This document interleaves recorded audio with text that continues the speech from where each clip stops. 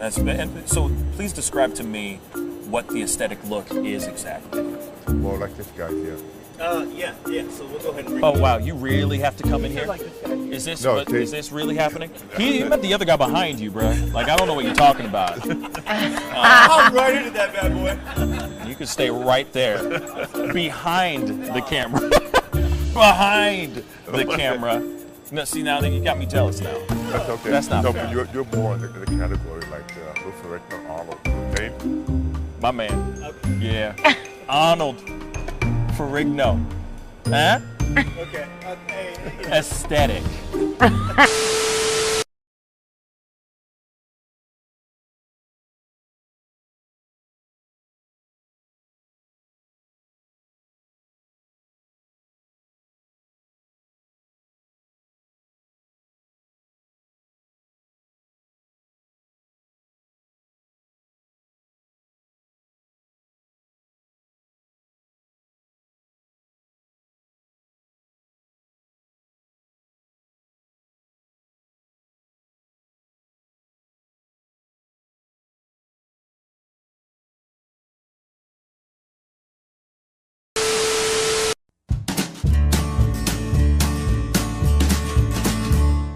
That's great, partner.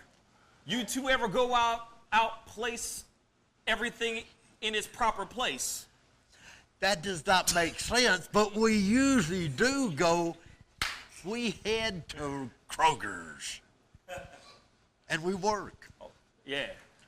I've got a lady waiting for me back home also. She has the most beautiful scrotum.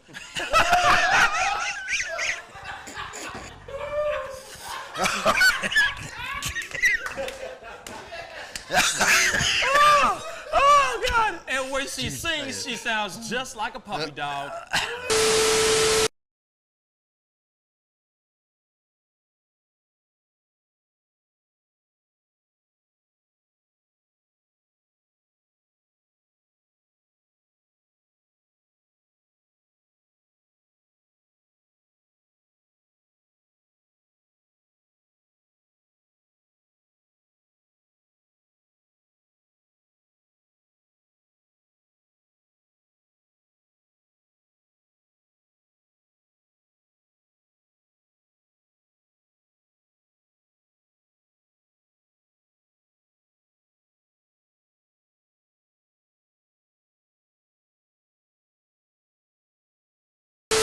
How do you nail a photo? Just gotta get in the mode. You gotta talk with your eyes. Talk with your eyes. Talk with your eyes. You Okay, gotta so have the eyes can you show me a little bit of something, like to this camera? I would love to know how to do this. I just want to know. Well, how I do you do it? mean, Teach the me smile, something. You can get the sexy eyes. Then you know you gotta get the smile going on some shoes, but you know. Wait, hold up. You got. I gotta when try it's this time, with when, you. it, when it's Hold time on. to laugh, I gotta try this you gotta with think you. of something funny All and start right, laughing. do it again. Do it again. How do you do it? Teach me. Sexy eyes. The sexy eye. This is sexy eyes right here. Smizing? Smile. So you're smizing. Smile. Okay. And then you gotta get the. No, I look like I need to take a poop or something.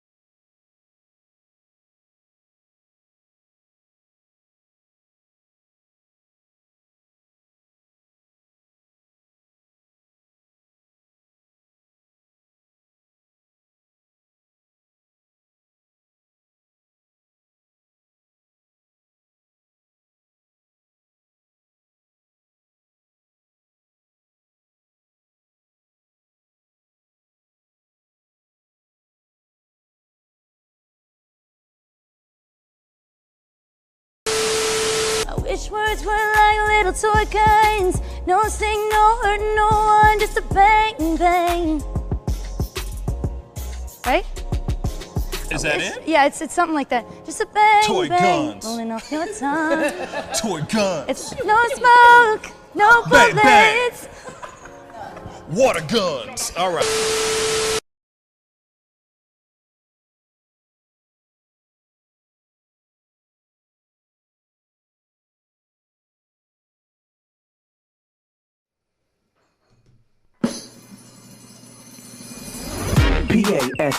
Pascal, you are now rocking with that dude Pascal. We be going wild, Haitian in the building, so original. Got the haters catching feelings. Get your hands up to the ceiling and keep them held high. Cause St. Louis is ready. Forget about it, goodbye. Hold up, we just saying hi. Five somebody rise up. Weekdays, catch us live. Somebody, let's go.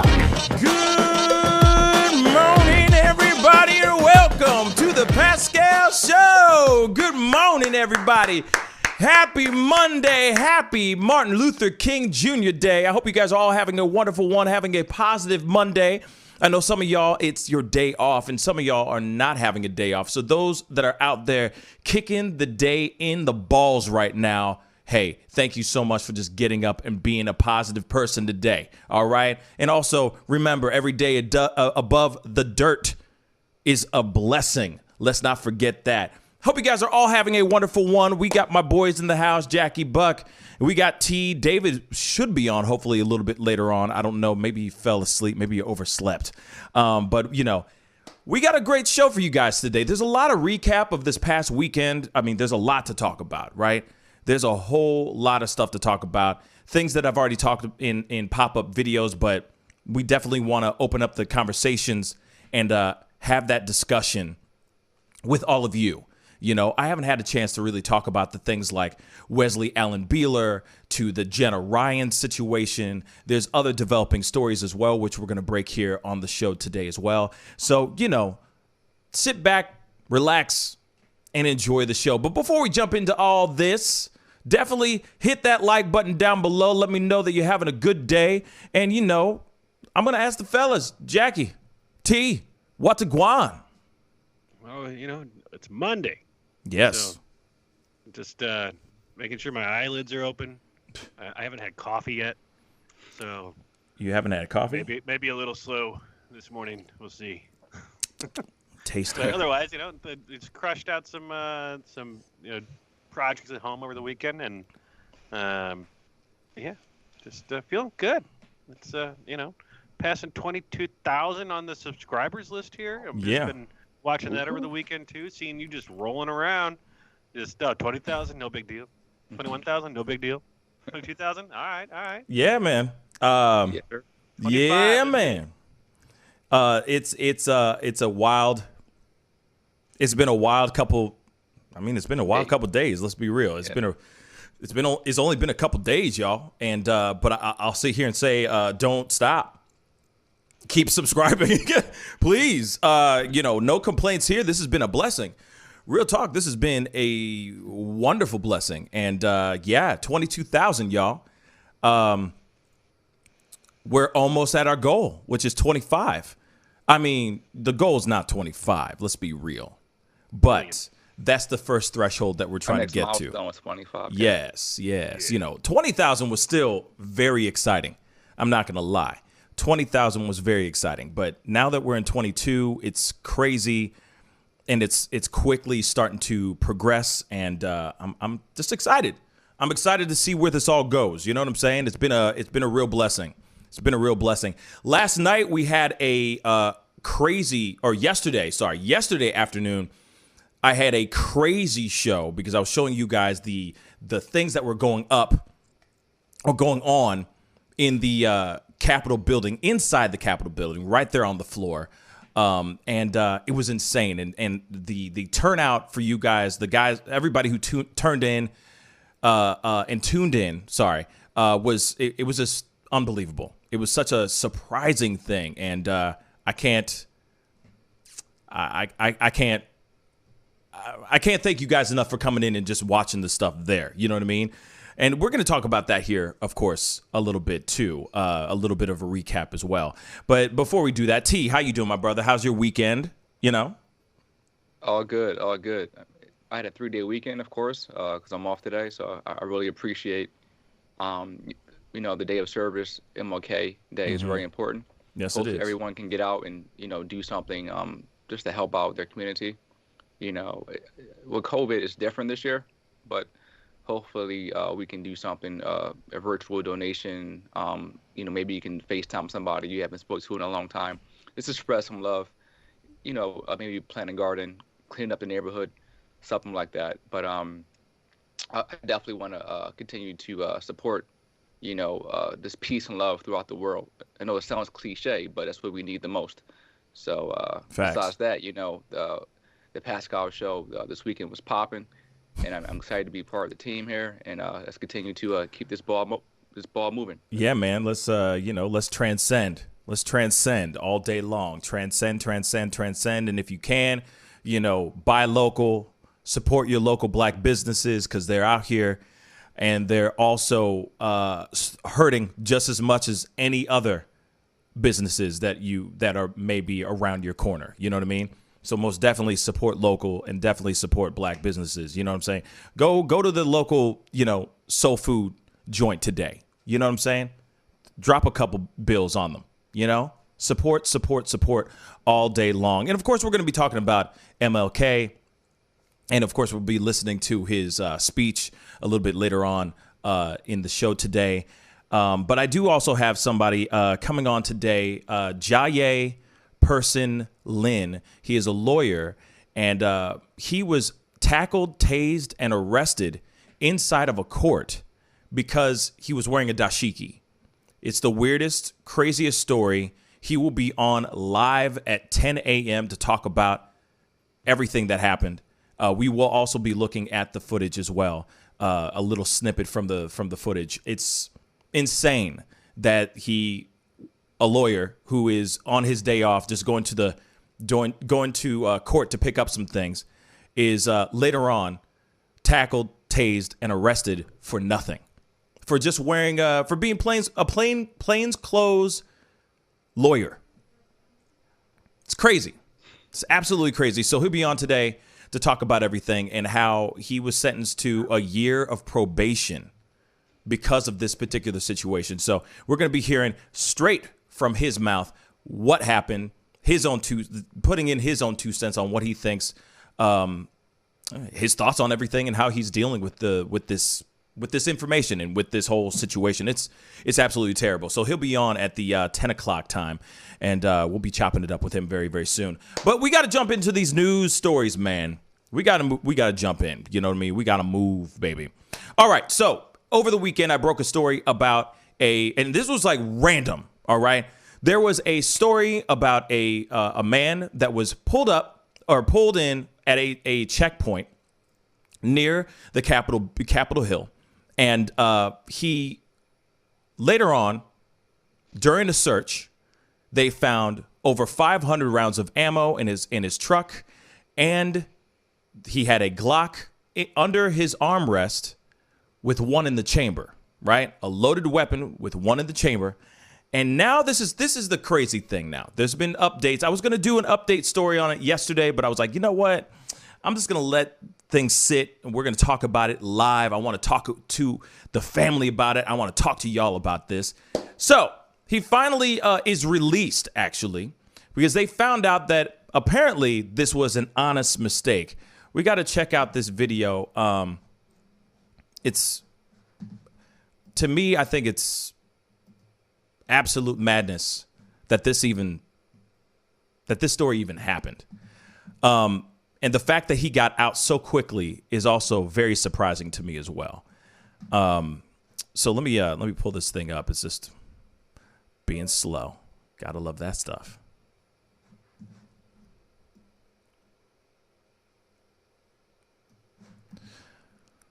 Well, while it's doing all this ad stuff crap, a Virginia man was arrested on Friday at an inauguration checkpoint on Washington, D.C. after authorities found at least one firearm and ammunition, claimed he had forgotten the weapon was in his truck, and he calls it an honest mistake. It's the weirdest thing I've ever heard. Oh, shoot. This is not the video. I had a video. Now it's gone. Gotta love that. Hold on, guys. I'm sorry. Let me just pull this up again.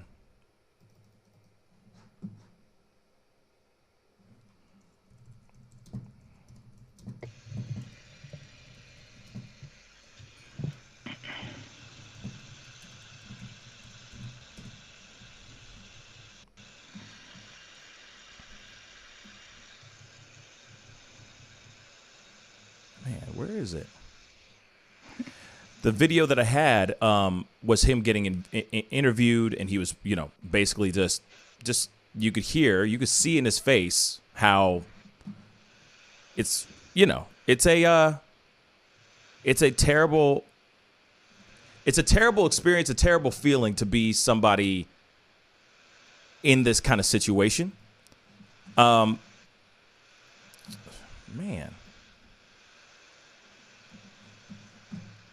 I'm looking. Hold on, guys. I'm sorry. Yeah, it's all good. It was here, but now it's gone. Supposedly, like his car decals on his truck. Yes. Right? Assault Life. Assault Life. Another one said, if they come for your guns, give them bullets first. Yeah. If they come for your if they come for your guns, give them your bullets first. He's also, there's a lot of social media photos of him wearing like Sasquatch assault or something like that, a Sasquatch something, but you know, it's like, oh, Sasquatch tactical and all that stuff. I mean, it's crazy. This dude it's insane what this guy what he wears and all that. I mean, he's a good old boy. You could see in it that he is just straight up a good old boy. But yeah, for the life of me, this video just disappeared. Huh? How funny is that? Supposedly he had 2 unregistered Glock handguns, 509 rounds of 9mm ammunition. He had 21 12-gauge shotgun shells. He also had a 117 round Glock 17 magazine. So yeah, he was armed pretty well. You know, it's more than a business. Sorry, 1 second. It's a relationship. Hold on, T. Say that again. Sorry, this thing was tripping. Good. No, I don't know his intentions, but supposedly he was lost, quote unquote, from his destination place. Yeah, Jesus, this is the part that's so frustrating because, like I said, there was an article, I had it, and then that article doesn't exist anymore. It's gone. Seriously, I wonder, was he like just trying to test security just to see how far he can get down there? See, that's the ongoing suspicion. For real, that is what I keep. That's what I assume. But at the same time,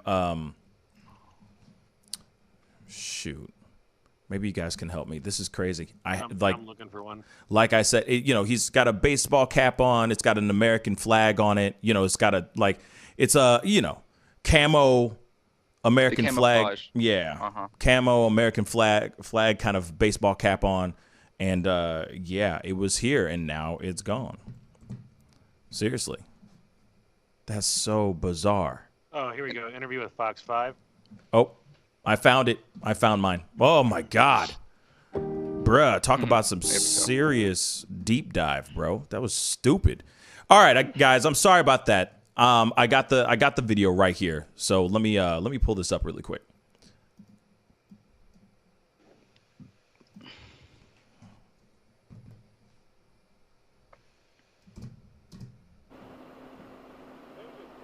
Charlotte, that man says that he came to D.C. to do security for the inauguration when he says he pulled up to this security checkpoint to ask for the best way to get to his job site at the National Mall. That's when he says he remembered that he had a gun in his truck. Whoops. Wesley Beeler is the 31-year-old Front Royal, Virginia man who was arrested at an inauguration checkpoint for having a loaded gun and hundreds of rounds of ammo in his truck. More than 24 hours after he was taken in, He's telling WSA 9 it was an accident. I'm not a bad person, and it was just an accident that was made because I forgot to take my time to leave for work and take my firearm out of the truck before I left Virginia. Okay. There's more to the video. There's a little bit more. I'm sorry. There's like 2 more minutes. I just want to pull something out here in this. What he just said. There's a few things that he says in this video that I just kind of like, So I'm going to repeat that one part of him saying, whoops, basically. WSA 9, it was an accident. I'm not a bad person, and it was just an accident that was made because I forgot to take my time to leave for work and take my firearm out of the truck before I left Virginia. So he forgot to take his firearm out of his truck before he left Virginia, right? He also has 500, like it says up here, 500 rounds of ammo. 500. He forgot this stuff. He forgot. I just want to point that out real quick because this is what he's claiming. These are his claims, okay? Wheeler says he was on an independent contract with a security company, and the inauguration credential he was given had worked during his previous days on the job. After working for 6 days, he says he had a day off. And when he came back to the district, he says he forgot to take his gun out of the truck. Now, let me say this really quick, okay? So he was working 6 days on this thing, right, at this place. 6 days. Now, he's going out and he's doing whatever he's doing. Maybe he's going back home, you know, be with his wife, whoop-de-woo, be with his family, everything like that. Don't you think you already know, if you were there in the city in which the chaos already happened, don't you already know that ish has gone down over there? There was some insurrection. There were some riots. There were some people that died right there on the front steps of Capitol building. Don't you think just for a tiny bit that there would be crazy security over there, and you would maybe think twice before you go down to D.C. to do whatever the job is that you do, right? That's what I would think. I'm driving in a car. Court documents say Beeler pulled up to a security checkpoint and showed an unauthorized inauguration credential.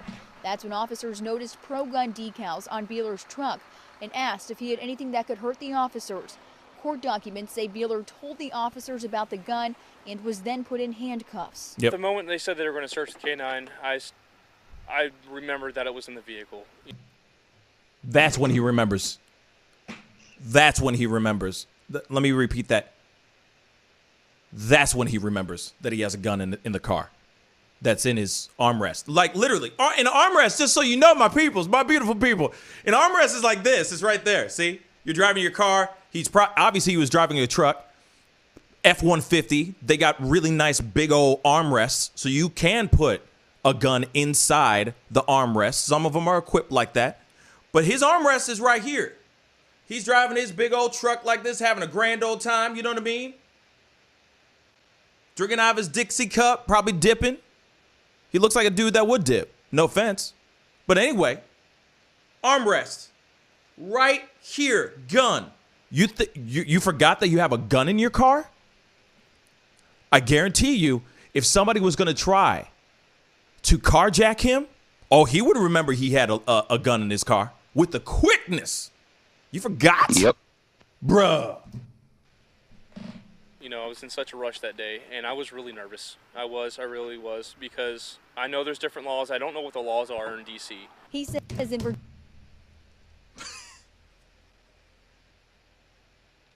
Do you hear what he just said?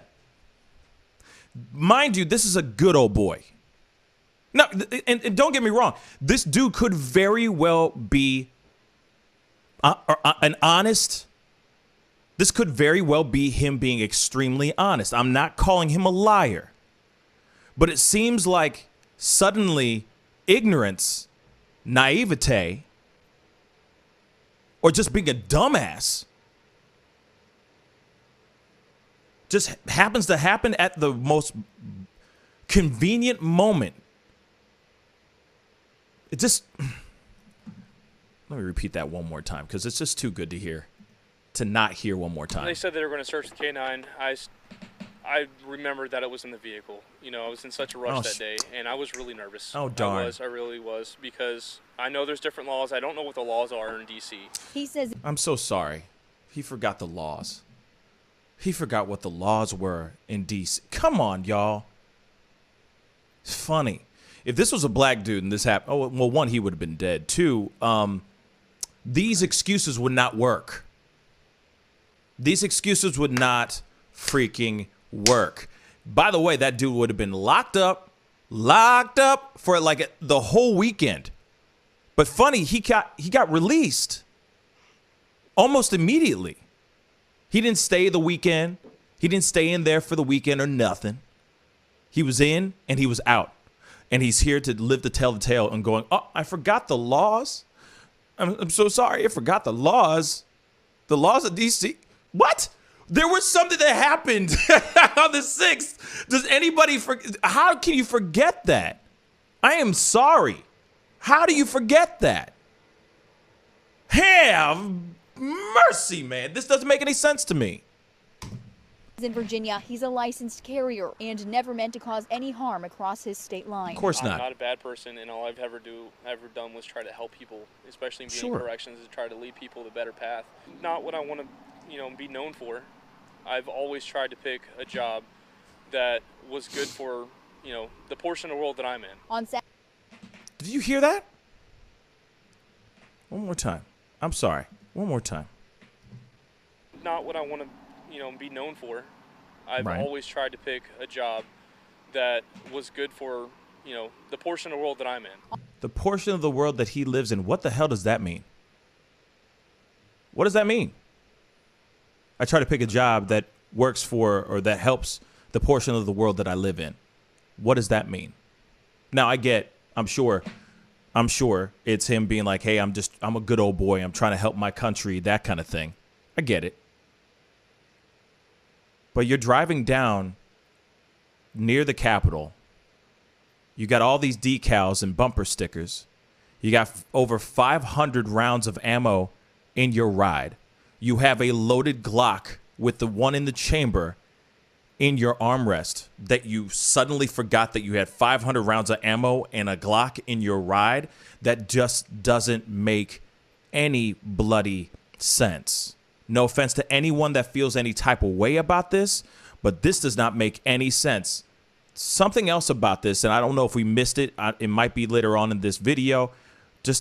I'm going to play it out. Sorry. On Saturday, he was charged with carrying a pistol without a license, possession of unregistered firearm, and possession of unregistered ammunition. Unregistered? Now, he waits for his next court appearance. Wow. Scary more for the fact that I want to be with my family, and I don't know where this is going to go because I have to go back to court in March. I love the fact that they let me. Love how the voice breaks right there. It's just perfect. Out should say enough, because I explained to them, I gave them my phone, I let them do all the research on me they wanted to. I was asked by FBI, Secret Service, and Capitol Police all the questions, and I let them have access to everything. I have nothing to hide.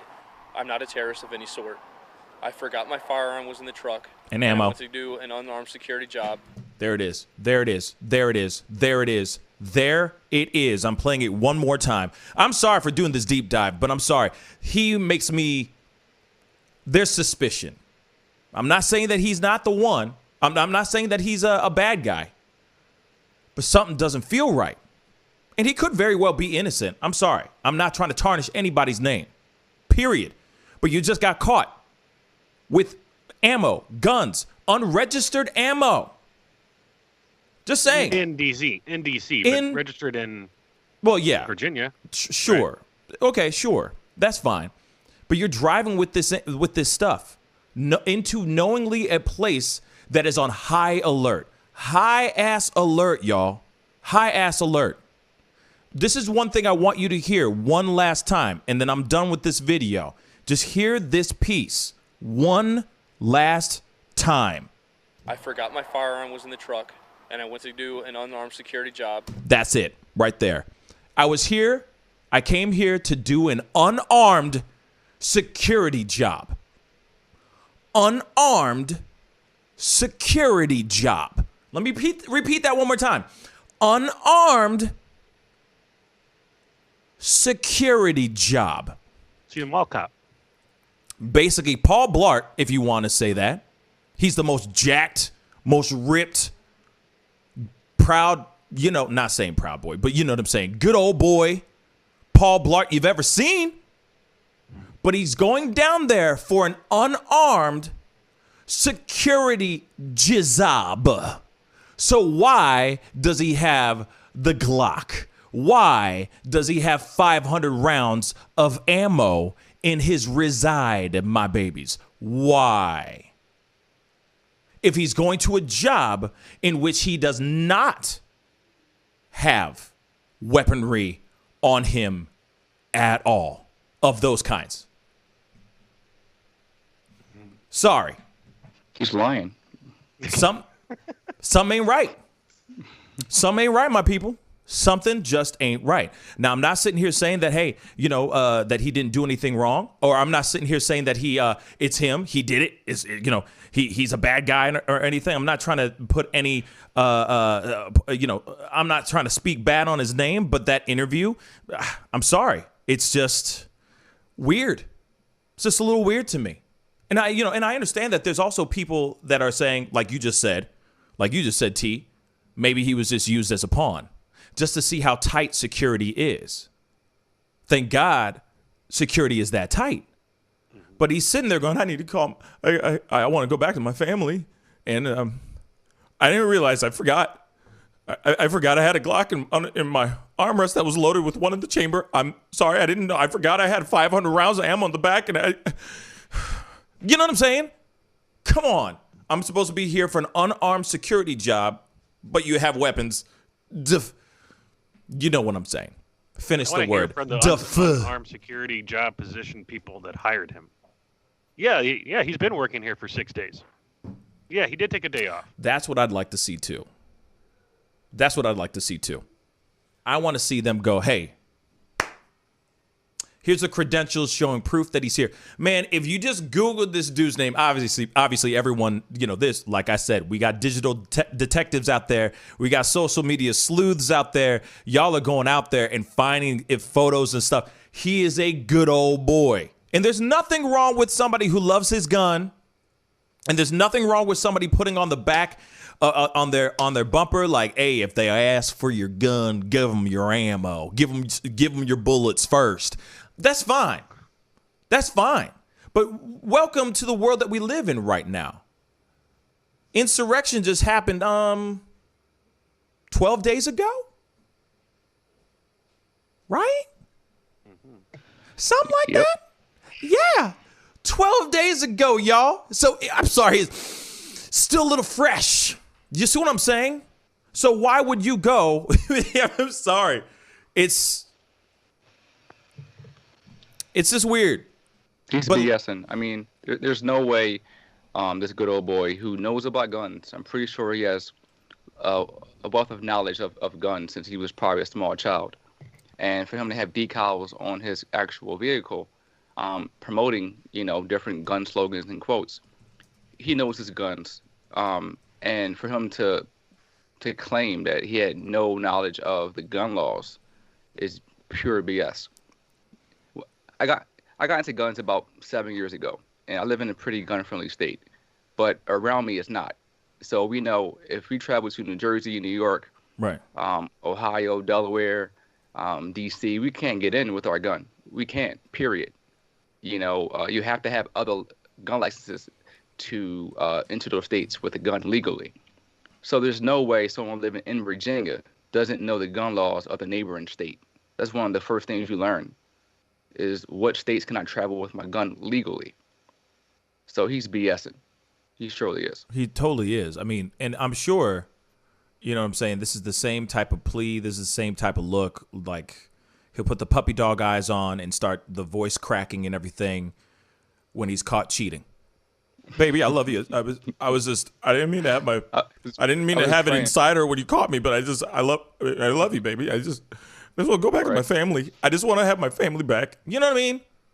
Of course, you're going to do everything you can to not get caught, right? You're going to do everything to try to not tarnish your name because you got caught. You got caught, baby. And now, bruh, I'm sorry. It's just, it's so frustrating to me. But at the same time, I'm really glad. Fine. Catch and release. Basically what they did. They caught him and they released him. Sure. I'm sure on paper he looked fine, right?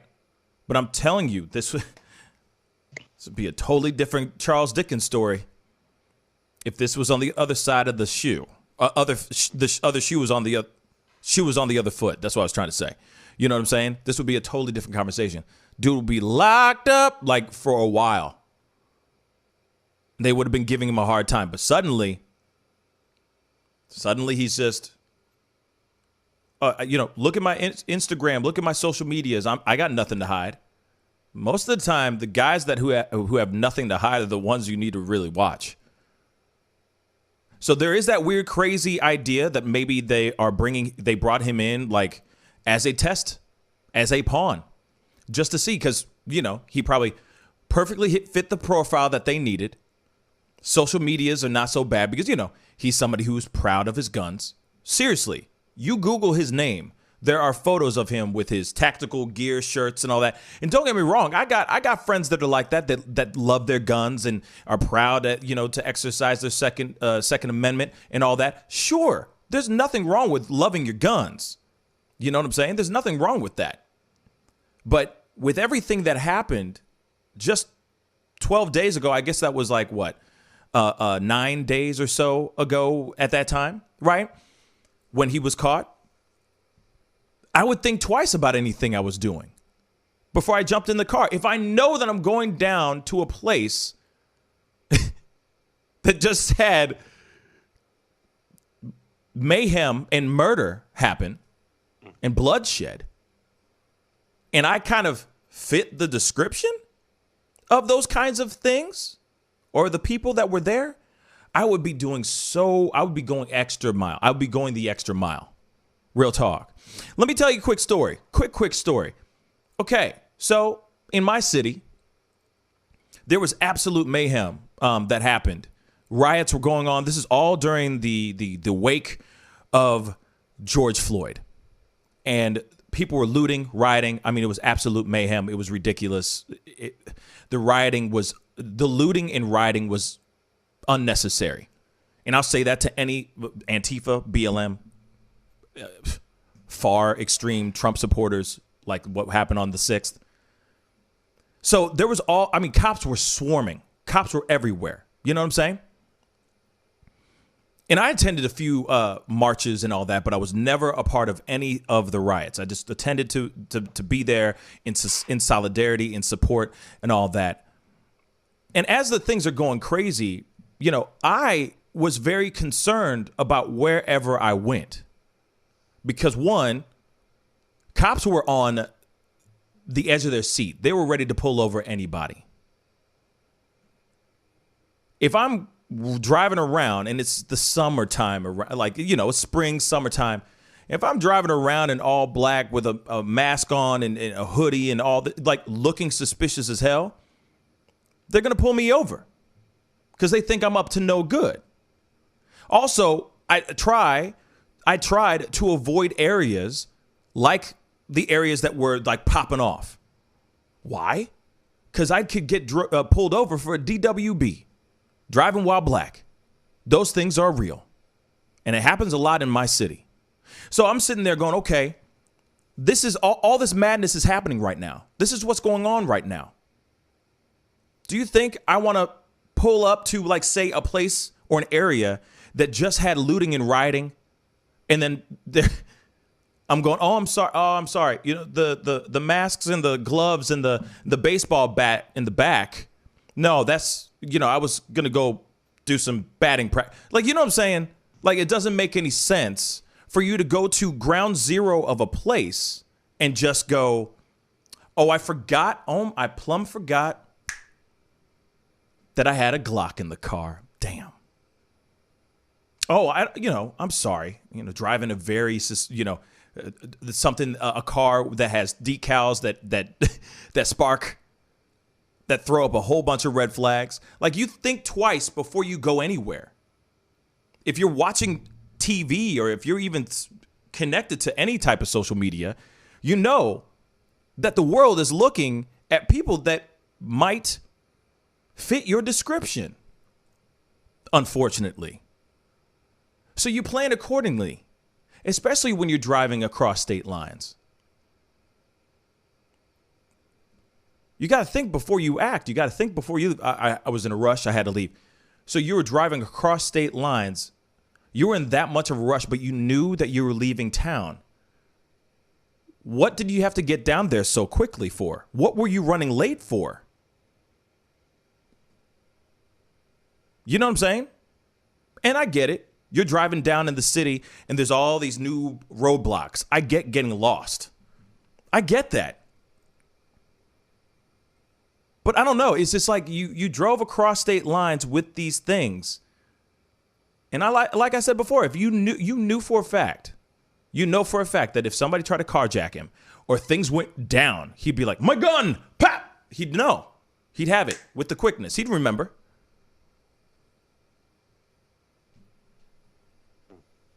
All road signs leading to this just go down a very suspicious road. That's all. Sure, I'm sure he's innocent, but something seems off. Just doesn't seem right. Just doesn't seem right, y'all. Just doesn't seem right. Anyway, we got to jump into this next story. We got another story. I mean, the hits just keep on coming.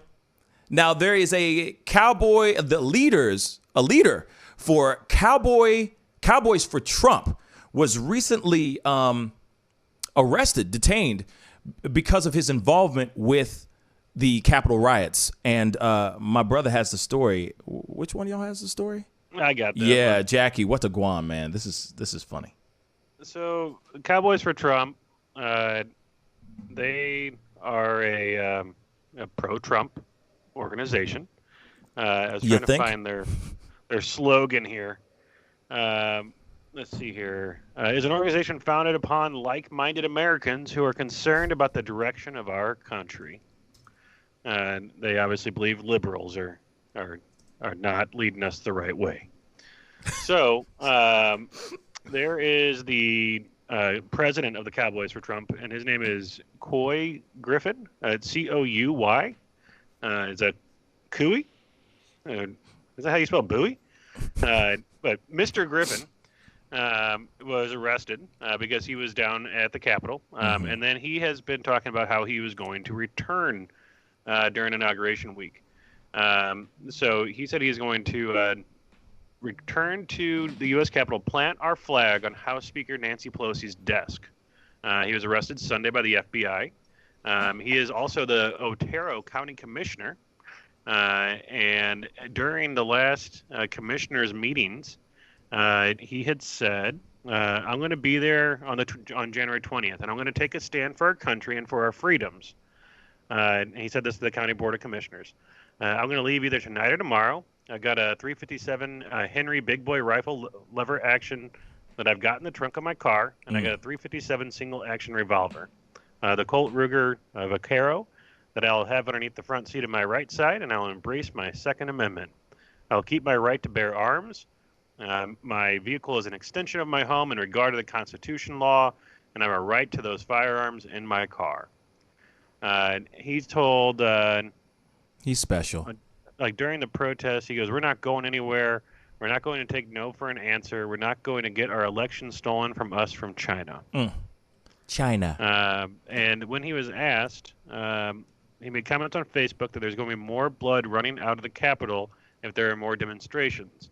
And whether he was afraid that more people could die, he responded, I am more afraid of losing my freedom than I am anything. At another point, Griffin also says, we're not going to allow it. There will never be a Biden presidency. So, FBI found him, and they arrested him. Yeah. So, you know, there's been a wide swath of people being arrested over this past weekend. And they all are going to different capitals. There was somebody in Michigan that got arrested going to the Capitol building. This other guy in D.C. But a whole bunch of people that were involved on the Capitol grounds before have been just being picked up left and right. It's pretty interesting to see how quickly they actually are going and rounding them up. But this guy with the quickness, yeah. I don't know. I mean, this guy, I don't know how fast he's going to get out or if he will get out.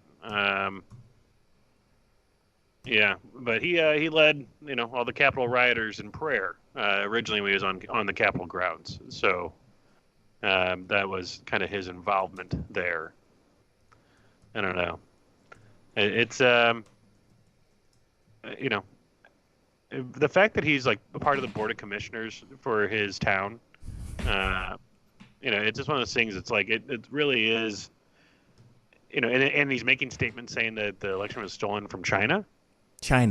Like the fact that those are the people that are in the positions and making these decisions about how their governments run in their local locations, and they have these ideologies that are then pushed towards them, and they jump right onto them. Yeah, but he's also the guy that told investigators that he was caught up in the crowd when he pushed its way through the barricades and entered the restricted area of the U.S. Capitol. He said that he did not enter the building and said remain on the U.S. Capitol steps. That's hilarious. But then it was shown that he was leading everybody in prayer. Yes. But that's still beyond the actual restricted area that was set up. Yeah, but that was pretty quick. On Thursday, he said those things that he's planning on traveling firearms to D.C. And then on Sunday, he was arrested. Yep. Man, I'm gonna throw the T. Say something, man. I got nothing to say on this. I don't know what to say. It's the same. Oh God! It's the same type of people who are just claiming that they have a right to do what they're doing. Oh, it kills me. It's an entitlement. They're entitled. They are, and they feel like they're losing their country, and that they have the right to do what their leader says they can do, despite what the laws say. So in their eyes, they're patriots. Yes, they are most definitely in their eyes. They think that they're patriots. It's just very sad. It's just very sad. It's just sad. It's just sad. And I would say the same thing on any other group that was doing anything ridiculous. It's funny that it's almost like a ragtag group of people. Like that's what it literally is. It's a ragtag, a mishmash of all these people that are like have been. I feel like 2020 because they've been locked up and quarantined and social distanced and all that. That the people have gotten weirder. You know what I'm saying? And they've been so locked up in their own, holed up in their own homes that they've been these ideas and these rumors and these theories, these conspiracy theories start to ruminate and they just start to cultivate into something that manifests into what the January 6th became. You know what I'm saying? Right. And it's just so terrible that it's just so terrible that this is even a true story. It's funny, but it's really sad. I hate to say it like that. I'm not trying to make fun of anybody, but these people that were out there doing this were off their rockers. I mean, like we saw it in the exclusive video I did yesterday. Dudes were wearing like Last of Mohicans, like he was like a freaking Viking god type thing. He had dudes were running around in seriously fur pelts, animal pelts, and everything. You know what I'm saying? Like there was people out there that were literally just. It looked like a cosplay Trump convention. I'm sorry, but it seemed like that. And now you got Cowboys for Trump, which it literally comes out of the clear blue sky. It seems like this came out of nowhere. This Cowboys for Trump, like. Well, at least we didn't know. That's the no, thing. We didn't know it. Every single one of these states and cities has their own like organizations, and there's probably so many nonprofits. Yeah. That are out there that are Trump supporting organizations. Then on top of this, like one thing I'll give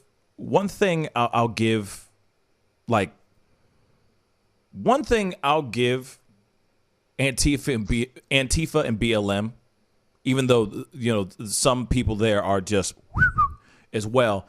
But one thing I'll give them is that they at least conceal their identity when they're doing a B&E. You know what I'm saying? They at least conceal their faces when they're doing bad things. But for the most part, every single person, this is the reason why you said, earlier, you're like, oh, everyone's been getting caught pretty quick. Why, you ask? Why, you ask? Because none of them were wearing ID. None of them were wearing masks to cover their ID. Right. A lot of these people were running around live streaming this ish whilst committing multiple crimes. Where, in the brain? Self-snitching. How are you? Why? How's that? How's that? Why? You know what I'm saying? You know what I mean? Like, there's some guys that, I've talked about it on the show too. Dudes that literally are BLM or Antifa guys that are literally trying to break into an ATM machine, and they're live streaming that ish for everyone to see. Right. Like, I'll throw stupidity at any person. I don't care. If you're gonna do a crime and do it in a stupid way, I'm gonna call your ass out. But all of them, almost every single person, including the girl that we'll be talking about here in a little bit, was out there. And for them to sit there, like, this dude is putting out information and saying, like, I'm gonna, my car is my private domicile, and I'm gonna exercise my Second Amendment rights with my semi-automatics and so on and so forth. And then he's out there. And they're going, well, why am I getting arrested? I don't understand. What did I do? Bruh.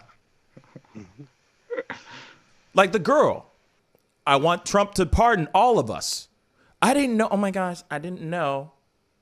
I did not know that there was violence on Capitol Hill. I'm sorry. Or the dude that just got pulled over. Beeler. I'm sorry. I just want to go back home with my family. I forgot I had 500 rounds of ammo in my car. I mean, like, I had a loaded weapon. Come on, y'all. Come on. It's stupid. It's stupid. Cowboys for Trump, leader. He, literally, he called out all the craziness. He called out all the crazies. Mm-hmm. That's what Trump did. He's like, okay. Come on out. Let your freak flag fly. Literally, they had their freak flags flying. Literally. Sorry, Jack. Go ahead, man. This guy got arrested. Mercy. But how many other people has he personally given that extra little push that now they're going to show up? And by him getting arrested, is that like a warning to them? Or is that more of even more of a push? Being like, oh, now we got to go do this for Cooey or Coy. I don't know. Coy. I think it's Coy. Is it Coy? Yeah. Okay. I like Cooey better. Like what? Why? What makes you want to? You like Cooey better? Like what makes you go? Okay. Like I said, like I'm not about to risk my life or put my life on the line for nobody, unless it's for somebody I love or for my own freedom, like actual own freedom. If somebody was trying to take my life and make me do something I don't want to do, sure. But when you have some fabricated idea that, oh, they're going to take the country, we got to take the country back. I just don't get it. I just don't get it. To me, it just makes Cowboys for Trump. Okay. Cowboys for Trump. We're here now. Like I'm waiting for Trump type things. You know what I'm saying? Like Trump boys or bikers for Trump. You know what I mean? Trump bikers. S&M for Trump. Sissies for Trump. You know what I'm saying? I'm waiting for all this crazy stuff to come out of left field. You know what I'm saying? Were you going to say something, T? That's too much S&M. I don't. You know what I'm saying? Sadists for Trump. Sadists for Trump. You know what I mean? Masochists for Trump. You know, I'm just waiting for anything just for Trump. You know? For Trump. Biker gangs for Trump. Grinder for Trump. I don't know. You know what I'm saying? Like, it just makes no sense to me. It makes no sense. Actually, Grinder for Trump would be farmersonly.com, actually. So I take that back, right? Isn't that what it is? Farmers Only? You know that dating site, Farmers Only? You know what I'm saying? That basically is it's white people only. I'm sorry, that's real talk. Farmersonly.com. That's a whole other conversation in itself. We got to go into a quick commercial break.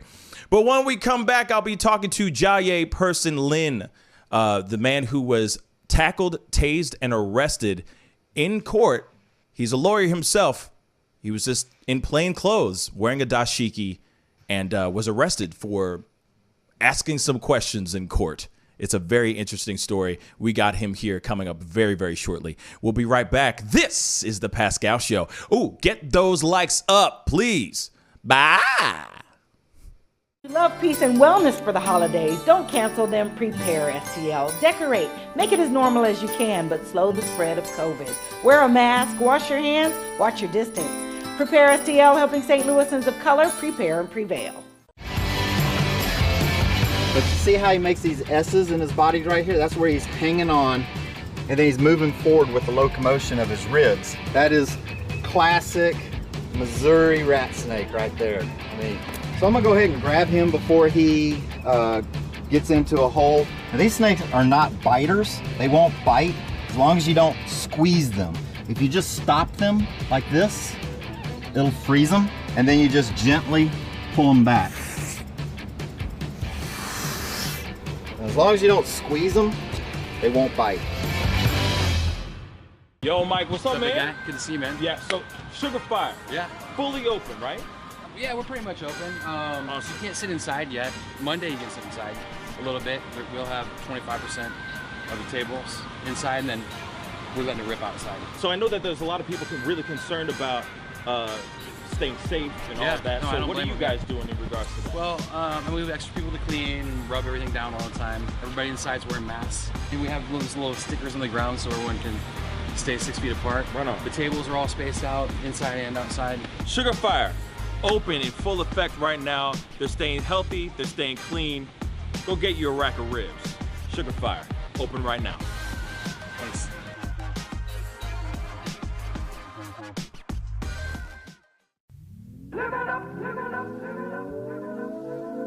The Fur and Leather Center, providing the highest of fur and leather goods.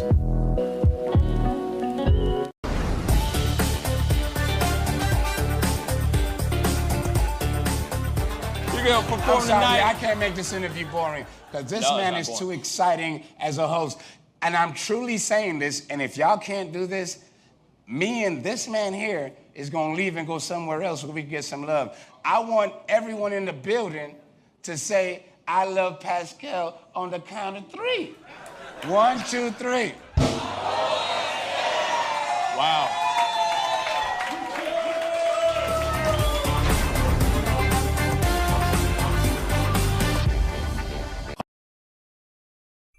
Homeowners and property managers, if you're looking for effective and humane ways to remove wild animals and deal with the damage that they have caused, we have good news for you.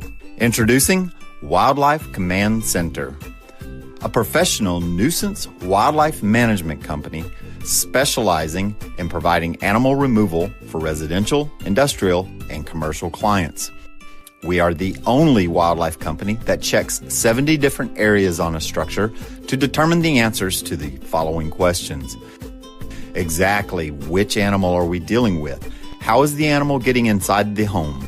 What kind of damage is the animal doing to the structure? Once we get the answers to all of these questions, we develop and write up an action plan to resolve the animal issue completely and provide a quote to implement that action plan. We perform a very in-depth 70-point wildlife inspection. From visually inspecting the highest point, the chimney, to physically crawling inside the attic space and looking for animals, chewed wires, fecal matter, chewed structural wood. We inspect everything. Our inspection process covers all of the following 70 points. Animal-proof chimney cap, roof ridge vents, roof to soffit junctions, dormer fascia, attic gable vents, gutter lines, fascia trim, garage door, utility penetrations, water, gas, electric, and cable, bathroom vents, attic roof ridge vents, attic electrical, wiring, junctions, boxes, and lighting, concrete decks, additions, wooden crawl spaces, basement plumbing, penetrations, ceiling, floor, and wall. Wildlife Command Center's mission is to deliver the finest quality wildlife removal and pest control service that is safe for the environment. For more information, call us now.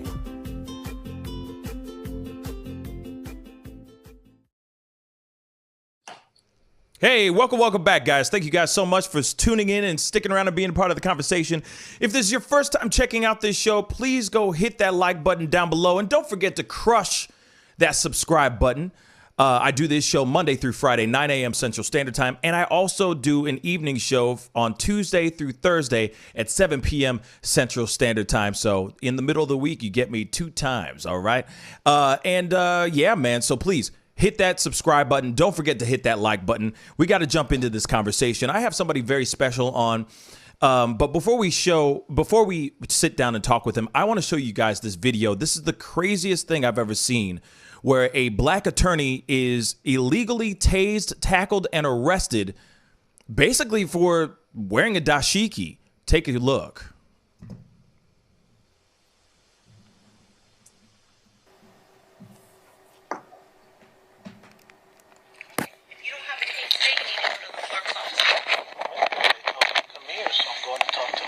You can't just step up and talk to the clerk. What are you here for? I'm an attorney. I'm an officer of the court. I'm here to talk to the clerk. Okay. That's what I'm here for. What are you here to talk to the clerk. About what case? Not anyone. Well, it's not social hour with the clerk. Yeah. We got to figure out what you're doing here. No, you can step out. Step out, sir. How am I going to step out? I'm Available Roberts says you cannot approach the clerk. in Department 7. Because that's the rules of the court. You see that? Do not approach the clerk. Okay. Okay. So step out and I can help you outside. What? I don't need to talk to you. You have to talk to me to approach the clerk. Okay. Well, tell the clerk I want to talk to her. Sir, step out. For what? Step out. Why? Just, no, come on. Let's go. Go. Why are y'all putting your hands Because you're not listening. Go. Y'all gonna have a problem. Yeah, I'm sure. Guarantee this. Well, I'm here to talk to the clerk about my case. Do you want to tell? So is it your case? It's my client's case. Okay. So what's your client's name? I have the case number NSB 180-20365, and I'm here to talk to the clerk about it. You fucked up. MSB? I promise you fucked up. MSB, sir. 180-20365. 203. Put your hands on me, Barbie. I'm Deaf Barry. How do you know this is the clerk that's even on your case? How do you know Definitely coming after you. I promise you, with everything I have, everything I've learned and law school, I'm definitely back up. Back up. You threatening me? Get on the ground. Get on the ground. You hear me? Don't tell me you're coming after me and you step up on me. You understand what I'm telling you? That's a threat. Man, and of course, there's more to this video, and it gets crazier and crazier. This whole thing is wild to me. I'm still trying to wrap my mind around it and how this all went down. Right? You see it right there. The man, Jaye, gets pulled out, escorted outside. Then all of a sudden, he is tased, tackled, arrested. And we have him here live. Jaye person Lynn, how you doing, my brother? I'm good, brother Pascal. Pascal, right? It's Pascal. It's Pascal. Pascal. Yes, sir. Yeah. Yes, Pascal, sir. Man, I'm doing good. Thanks for having me here this morning. Anytime. Dr. King holiday. Yes, Martin Luther King Jr. holiday. Yes, happy one for you too. Let me ask you something, man. In your own words, in your own perspective, what was going on over there? What was going on in the courtroom? What was going on? Well, and see that video that you played sound like it started when the audio started. Yes. And so there's about 30 seconds before that, 30 to 40 seconds before that, of the video, the surveillance video that shows me walking into the courtroom. The judge was not on the bench. I want people to understand I did not expect to be in court that morning. I was simply trying to handle an administrative matter, seeing about how we could change a court date, being that the court set a date without consulting with myself or the appearance attorney that I had sent to that arraignment. So it was set on a date that I was set to be out of town at a conference through the National Bar Association with the Young Lawyers Division. So I call first. They tell me I need to go to the clerk's office. I go to the clerk's office. Clerk in the clerk's office tells me I need to go to the courtroom. So I go into the courtroom, and understanding I'm not in a suit, I wasn't happy about that, as I don't make it my regular occurrence to not be in a suit when I go into court, even in COVID when it's not required, or the tradition is relaxed, as it's never a quote unquote requirement, but it is the tradition and the custom Absolutely. that we are used to here for attorneys to be in suits. So when I walk up to that clerk's desk, one of the deputies in the court, Deputy Barry, who is the custody deputy, not the bailiff of the court, which means his main responsibility is to bring the inmates who are defendants into court and out of court, and when people are remanded in court to take them in, so on and so forth. So he's standing inside the courtroom before I get there. I walk up to the clerk's desk. He says, "Hey, do I know you?" I respond to him, "No, you don't know me, but I'm here to speak with the clerk about one of my cases." And he points to the gallery area saying, "Well, you have to go back there." And I turn and look, and I ask why. He says, "Well, because you're not an attorney." I say, "Well, I am an attorney, here to talk to the clerk about one of my cases." Yeah. Then he says, "Well, you need to check in with the bailiff." So I turn around, I walk over to the bailiff per his instruction. And before I could say anything, the actual bailiff of the court, Deputy Sutton, says, "Sir, you see that bar? Only attorneys can pass that bar." So at that point, just neither one of them believed I was an attorney. It's not a guess. They both testified to it. I then proceed to tell her I am an attorney. I reach in my pocket to retrieve my bar card, as I recognize they're not listening to what I'm saying. And before I can pull the bar card out, after I had the wallet in my hand, but before I could pull the bar card out, unexpectedly, Deputy Barry, who's standing to my left at this time, I'm not looking at him or talking to him, just pushes me. And it was a violent grab my arm with a strong grip and pushes me out to the gallery beyond the bar. And so I go to walk around him to go conduct my business. He pushes me back again. In my view, when he had his hand on my chest, I brought my hand up to his to express my displeasure with it, and he moved his hand down. Now, I fully understand people looking as if I pushed his hand away, but I'm saying from my perspective, that's not what happened. Right. But either way, even if you believe that's the case, I was not seized, I was not under arrest, therefore he had no lawful authority to touch me. Therefore, I had lawful authority to resist his illegal touching and unlawful touching. Either way, that is the actual act that I got convicted of. So what I got convicted of happened before that audio even started. So I want to be clear on that. And what I got convicted of was delaying or obstructing an officer. But the court had allowed the prosecution to enumerate 9 different acts, 4 of them which were against Deputy Sutton, who was not the named victim. Deputy Barry was the one that shot me with the taser, was the named victim. So that just is an example of how far the court was going in my view, in an opinion, to have me get convicted in this case. Yeah. And, you know, in my view, why the court acted the way is because she felt I was arrogant. And once again, I'm not saying this, I'm not guessing this. At the sentencing, she said that on the record, that she felt I was arrogant. Wow. So just by their assumption of you allegedly being by opinion, by being arrogant, that's why they automatically looked at you in some type of way. Not only just because you were a plainclothes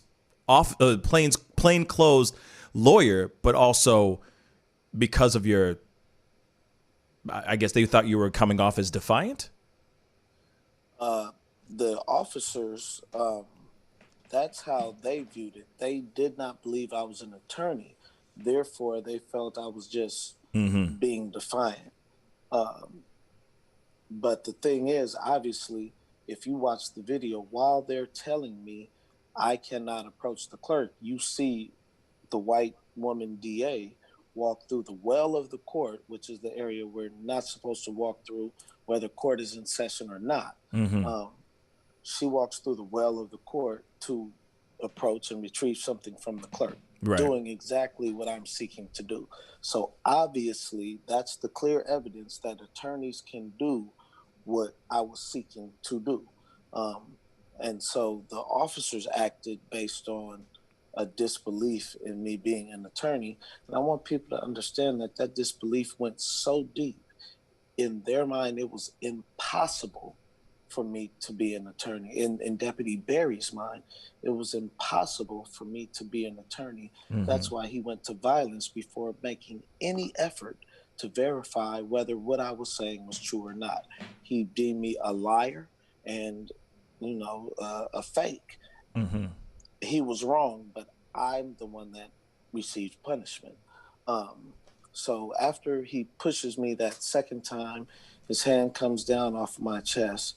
There's a back and forth about, you know, me wanting to speak with the clerk. You hear me say, I am an attorney. I'm an officer of the court. I'm here to speak to the clerk about a case. Right. And mind you, one of the 9 alleged acts I did to delay or obstruct Deputy Barry was not tell them immediately what my business was. Although you hear me on the audio tell them who I am, what my business is. So after that back and forth, where it ultimately says, I want you, you have to speak to me. I tell them, well, let the clerk know I want to talk. I tell Deputy Sutton, let the clerk know I want to talk to her. She asked me to step outside. We have a short back and forth about that, about 15 to 20 seconds. And I turn around after she pushes me back. I back up, turn around, and walk to the vestibule. Now we're in the vestibule. It's just Deputy Sutton, myself, and Deputy Barry. I'm about 4 to 6 feet directly in front of Deputy Sutton. We're standing directly in front of each other.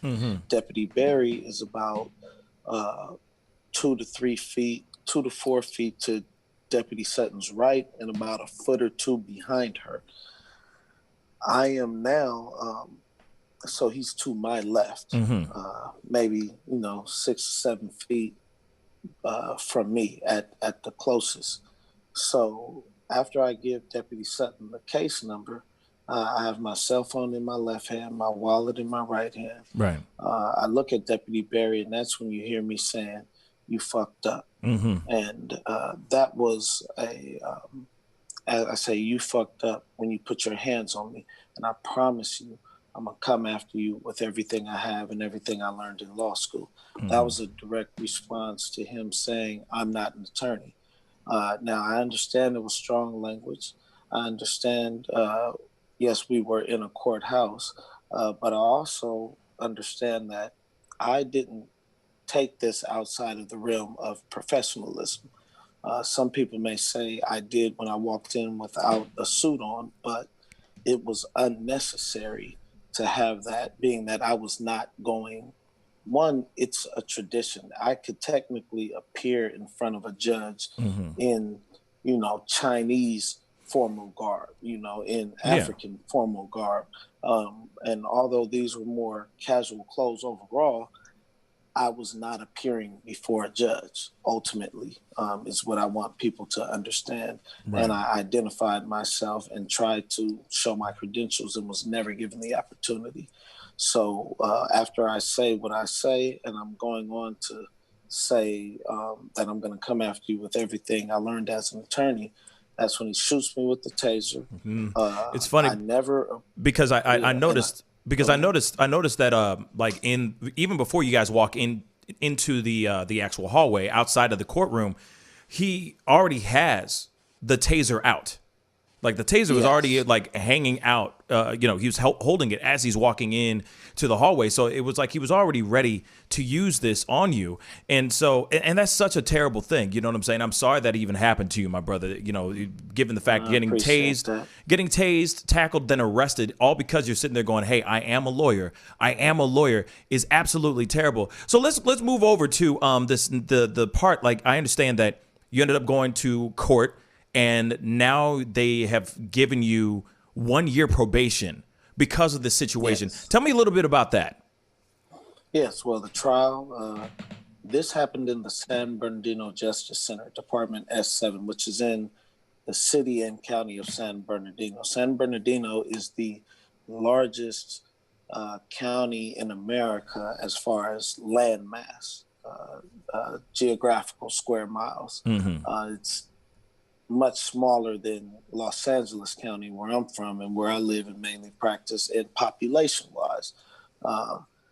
So we moved to the Rancho Cucamonga courthouse. Most people in Black culture know Rancho Cucamonga from next Friday. That's where they moved out to.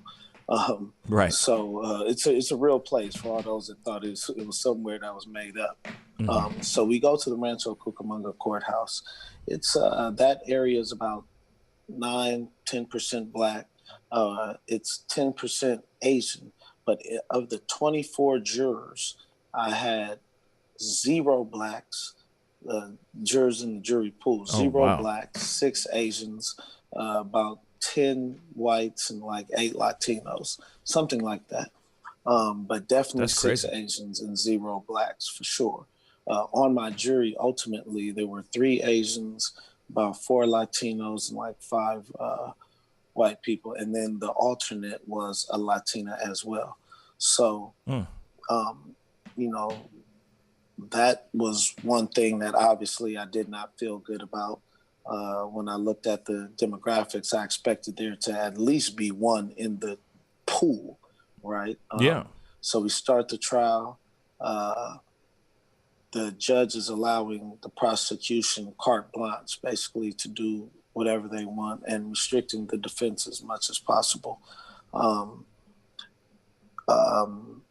Even this video, because there's no audio and video combined, there's a surveillance video that has no audio, and then there's the belt recorder that captured the audio. So we synced it. They don't necessarily move at the same speed. Those in audio visual professions can understand that. So when we sync them, it's no way to sync them up perfectly as far as when things happen. But, it was maybe a second or so off, if that. The judge rules that due to that second or so being off, we cannot present this to the jury. Although the statutes say something like that goes to the weight, not to the admissibility, although we can play the audio in court and the video at the same time, we can't sync them, and play them together. So that was just one of the things to show the kind of resistance we had as a defense. Yeah. And ultimately, I get convicted. Like I say, the judge enumerates 9 acts, 4 of them against Deputy Sutton, which means technically I could have been convicted of delaying or obstructing Deputy Berry by not listening to Deputy Sutton. And the other thing about that trial, Deputy Sutton testified. She saw no reason for me to be arrested or tased. She also characterized the encounter as friendly until I was pushed by Deputy Berry. And Deputy Berry himself testified that he had no plans to arrest me at the time we walked into the vestibule. So I was convicted for before what happened in the vestibule. So that just goes to show how far the jury went. That's crazy. To make up a crime, basically, but they couldn't have even made a decision on that if the judge did not allow that to be that 3-second act of his hand coming to my chest. Let's call it me removing his hand from my chest. That took 3 seconds, and that is what delayed or obstructed an officer, according to this judge and jury. Man, that's it's terrible. That the whole story is it's just hard to watch. You know what I'm saying? It's hard to see. Yeah. It's hard to hear. And it is kind of hard to hear too. And I understand. I could see all evidence not working out in your favor, or they're throwing those things out, saying that they can't be used in court as evidence, and that's just that's a damn shame, man. Are you doing anything in regards to like maybe suing or doing anything of that sort? Yes, we're definitely filing the appeal. We believe strongly as we have the transcript, and I want to thank you to all those who have reached out and donated. The transcripts were about $2,000, so we were able to receive donations to help cover those costs of the appeal and whatnot.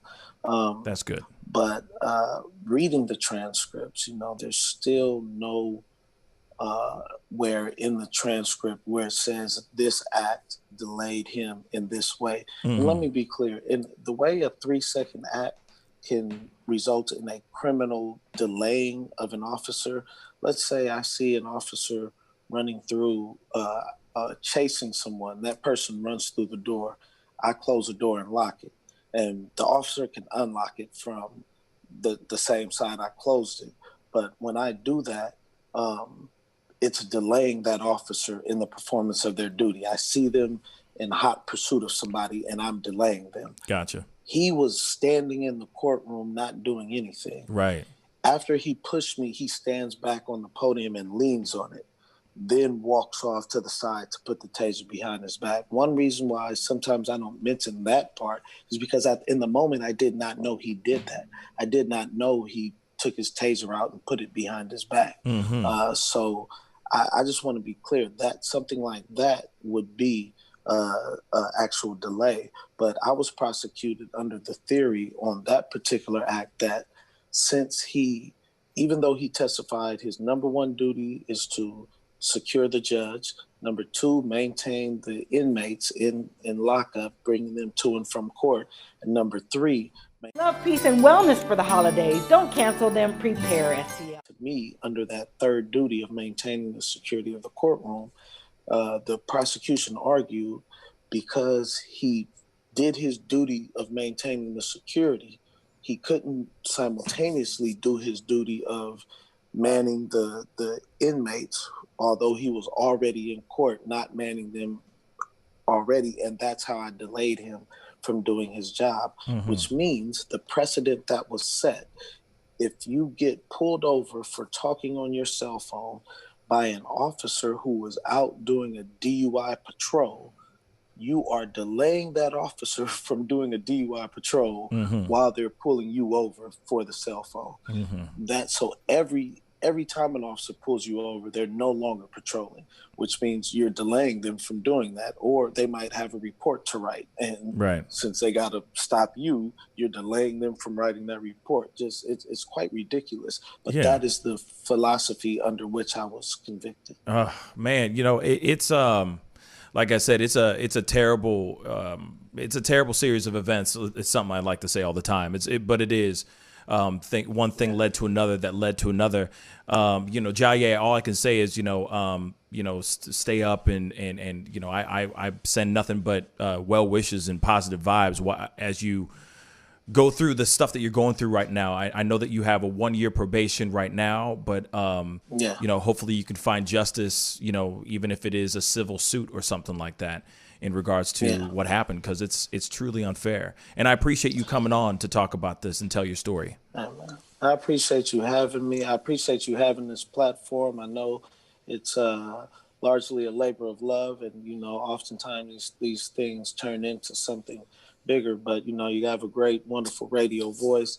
Thank you. You have a great presence. And I'm happy that you have this platform so this story can be told and others like it can be told. And I'm sure you don't just tell stories like this. You also highlight some of the positive things that happen throughout this world. Yeah. And it's just great that we have our platforms to tell our stories, because there is a different America.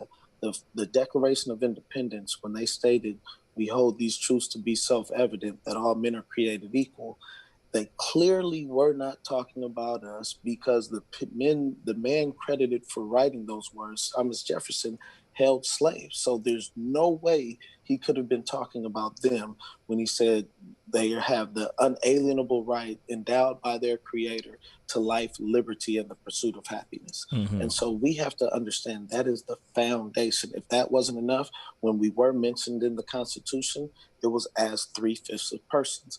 If that didn't make it clear enough for you, the Supreme Court of the United States in the Dred Scott v. Sanford opinion ruled that a black man has no rights, that a white man is bound to respect, and that we are so far inferior that we can lawfully be reduced to slaves for our own benefit. Mm-hmm. That is not in a museum. That is still on the official record of the Supreme Court of the United States even today, although it happened in 1857.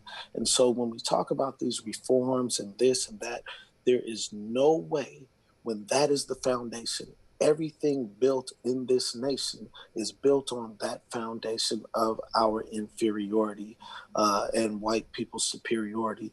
And so, although people that can't understand it, you cannot understand this. It makes no sense if I am a citizen, if I am equal. But if I'm 3/5, then, you were wrong for talking to this man as if you were a full-fledged citizen with full-fledged rights. Word. And that's where my mistake was. I should have recognized more clearly my status, but I figured, since I'm a tax-paying, business-owning, licensed attorney, that in this courtroom, because I'm there to conduct business and not socialize, I had a right to be where I was. But none of that matters. And that's what I want people to understand. And it's not taking a defeatist attitude. It's just being realistic about our status. Mm-hmm. So if you want to get in this fight to change it, there is no reform that will change it within this system. The only thing that will change it is what happened when the founding fathers of this nation decided that the powers to be at the time were not treating them fairly and were treating them as less than, and did what they did. Now, I'm not saying it has to be violent, but there has to be that level of abolition of this system and creation of a new one, which is not a novel idea, because that's also in the Declaration of Independence. It says when the government ceases to meet the needs of the people, it's the duty and the right of those people to abolish that government and institute a new form of government that meets the needs of the people. Mm-hmm. And so anything short of that is going to be us putting a Band-Aid on it. That happened in LA in the 60s with the Rots uprising, and we got MLK Hospital and Cal State Dominguez University and these reforms. But by 1992, things were right back to where they were. So another uprising happened. Now we have other reforms. And now in 2020, we're right back where we were. Yeah. And now they have more reforms, but it never changed because the foundation is where it is, which means if you pick those weeds, the lawn looks nice, no weeds. But if you didn't get the root up, it's going to grow back. And that's where we're at. Yeah. You know what? I'm going to leave it at that. Thank you so much, Jaye, for coming on and telling your story and dropping some knowledge on us. We all need to hear those kind of things, real talk, especially on a day like this. You know what I'm saying? MLK Jr. Day. You know, we need to start looking at these things more so that we can change and so that we can progress as a race and as a human race. You know what I'm saying? Again, Jaye, thank you so much for being on. I really do appreciate it. We got to go. We'll be right back. This is The Pascal Show. Bye. For the holidays, don't cancel them. Prepare, STL. Decorate. Make it as normal as you can, but slow the spread of COVID. Wear a mask, wash your hands, watch your distance. Prepare, STL, helping St. Louisans of color prepare and prevail. But you see how he makes these S's in his body right here? That's where he's hanging on, and then he's moving forward with the locomotion of his ribs. That is classic Missouri rat snake right there. So I'm gonna go ahead and grab him before he gets into a hole. Now, these snakes are not biters. They won't bite as long as you don't squeeze them. If you just stop them like this, it'll freeze them, and then you just gently pull them back. As long as you don't squeeze them, they won't bite. Yo, Mike, what's up, man? Guy? Good to see you, man. Yeah, so Sugar Fire. Yeah. Fully open, right? Yeah, we're pretty much open. So you can't sit inside yet. Monday you can sit inside a little bit.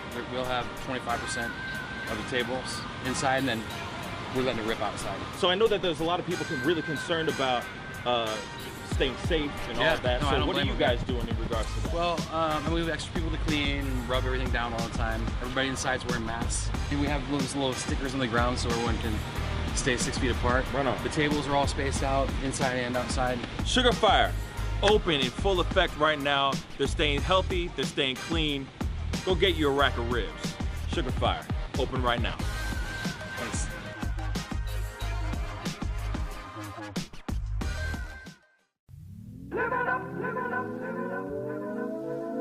The Fur and Leather Center, providing the highest of fur and leather goods.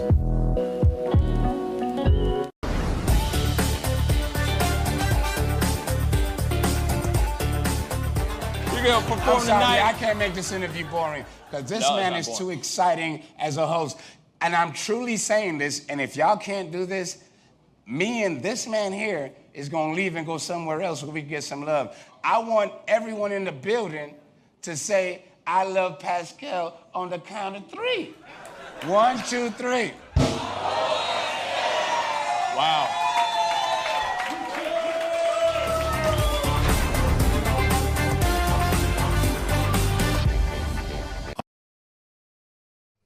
Hey, welcome back, guys. Thank you guys so much for being on and being a part of the conversation. If this is your first time checking out this show, please go crush that subscribe button. I do this show Monday through Friday at 9 a.m. Central Standard Time, and I also do another show, Tuesday through Thursday at 7 p.m. Central Standard Time. So be sure to crush that subscribe button. And don't forget to hit the like button down below if you're enjoying the conversation and join in on the Pascal Show family convo in the chat. Anyway, we got to jump into this next thing. Oh, and of course, I want to say a huge shout out to Jaye. It's such a... He got shafted, y'all. We were just talking about it during the... I was just talking about it with the fellas on the right after the right when we went into a commercial break, and it's like it's really unfortunate that what happened to him. You know what I'm saying, and that he didn't get justice for himself. And I think he deserves, you know what I'm saying? I think he deserves justice when he didn't do anything wrong. He was there for his job. He was doing his job. He was just in a dashiki, for crying out loud. It's ridiculous. And it's a really unfortunate situation, that they couldn't even use that as evidence, the footage or anything to show something that he is innocent, that he didn't do anything wrong. It's BS in my personal opinion. But anyway, we got to jump into this story. I know this is something I did on my pop-up. I did this as a pop-up story where I was talking about this woman, Jenna Ryan. She is a real estate agent, right, from Texas, who flew a private jet into the Capitol to be a part of the Save America, a.k.a. Stop the Steal rally that obviously turned into a riot. And of course, I did the pop-up video about it, but we got to do a recap. So here it is. T is going to give us the recap. So what's going on, bruh? Yeah, so this is true, guys. The Texas realtor Jenna Ryan asked Donald Trump for a pardon after her Capitol riot arrest. She is a realtor from Texas who flew a private jet to D.C. on January 6th for the pro-Trump riot. She was later arrested by the FBI at her Dallas home and turned herself in. She faces 2 charges, one being taking part of a riot and the other is, I think, destruction of property. And she actually broke a window, or she was next to a broken window that she actually put on social media, which is like self-incrimination. She claims to the CBS 11 News in front of her house that she's a normal, quote-unquote, person who listened to my president, who told me to go to the Capitol. So she's directly, putting this on Trump. She claimed that she was displaying patriotism while she was there, and that she was going to post everything, and she wasn't aware that there's going to be any kind of violence. Yes, and we of course I showed this clip on a in the pop-up video, but we're gonna play the video because it's just too funny. It's just way too funny, and we just gotta do a recap of this because this is just brilliant. It's just brilliant. Let's check this out. President who told me to go to the Capitol. Only on CBS 11 tonight, that North Texas real estate agent arrested for her trip to the Capitol. She tells us what she expects now from President Trump and reflects as she faces the potential for time behind bars. I'm facing prison sentence. Do I feel like a criminal? No. Do I feel guilty? No. But I do feel a little wronged in the situation. Live from Dallas and Fort Worth, this is CBS 11 News at 10. This is the one CNN. for Texas. Hi, everybody. Friday night, here we go. Good evening. I'm Doug Dunbar. Last week, she flew via private airplane to Washington, D.C. Then, federal prosecutors say that Jennifer Ryan marched right into the U.S. Capitol. They say that that's a crime, and now she faces possible jail time. Our Nicole Nielsen caught up with her tonight. It's a CBS 11 exclusive. Stupid. After being arrested today by the FBI, Jennifer Ryan has since been released. We were outside her house when she came home tonight and spoke with her on camera for the first time. I would say I felt like I was doing my patriotic duty.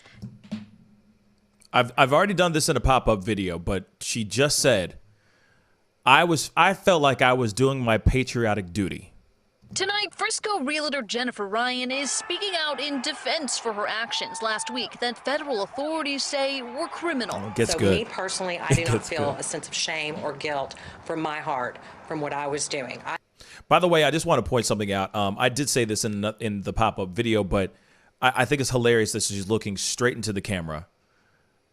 And she's like, it's like her final plea. It's almost like, please forgive me. I'm an idiot. But I'm blaming this all on Trump. This is all Trump's fault. I thought I was following my president. I thought I was following what we were called to do. She's referring to this moment. Murder, a now deleted video mayhem. that the FBI recovered showing images of Ryan entering through the rotunda. He asked us to fly there. He asked us to be there. So I was doing what he asked us to do. So as far as in my heart of hearts, do I feel like a criminal? No, I am not the villain that a lot of people would make me out to be, or maybe think I am because I was a Trump supporter. Other evidence that the federal authorities gathered was this photo that stated window at the Capitol. And if the news doesn't stop lying about us, we're going to come after their studios next. Federal charges filed against her today were for knowingly entering or remaining in any restricted building or grounds without lawful authority, as well as disorderly conduct on Capitol grounds. Here we go. Though Ryan says she had the right to protest.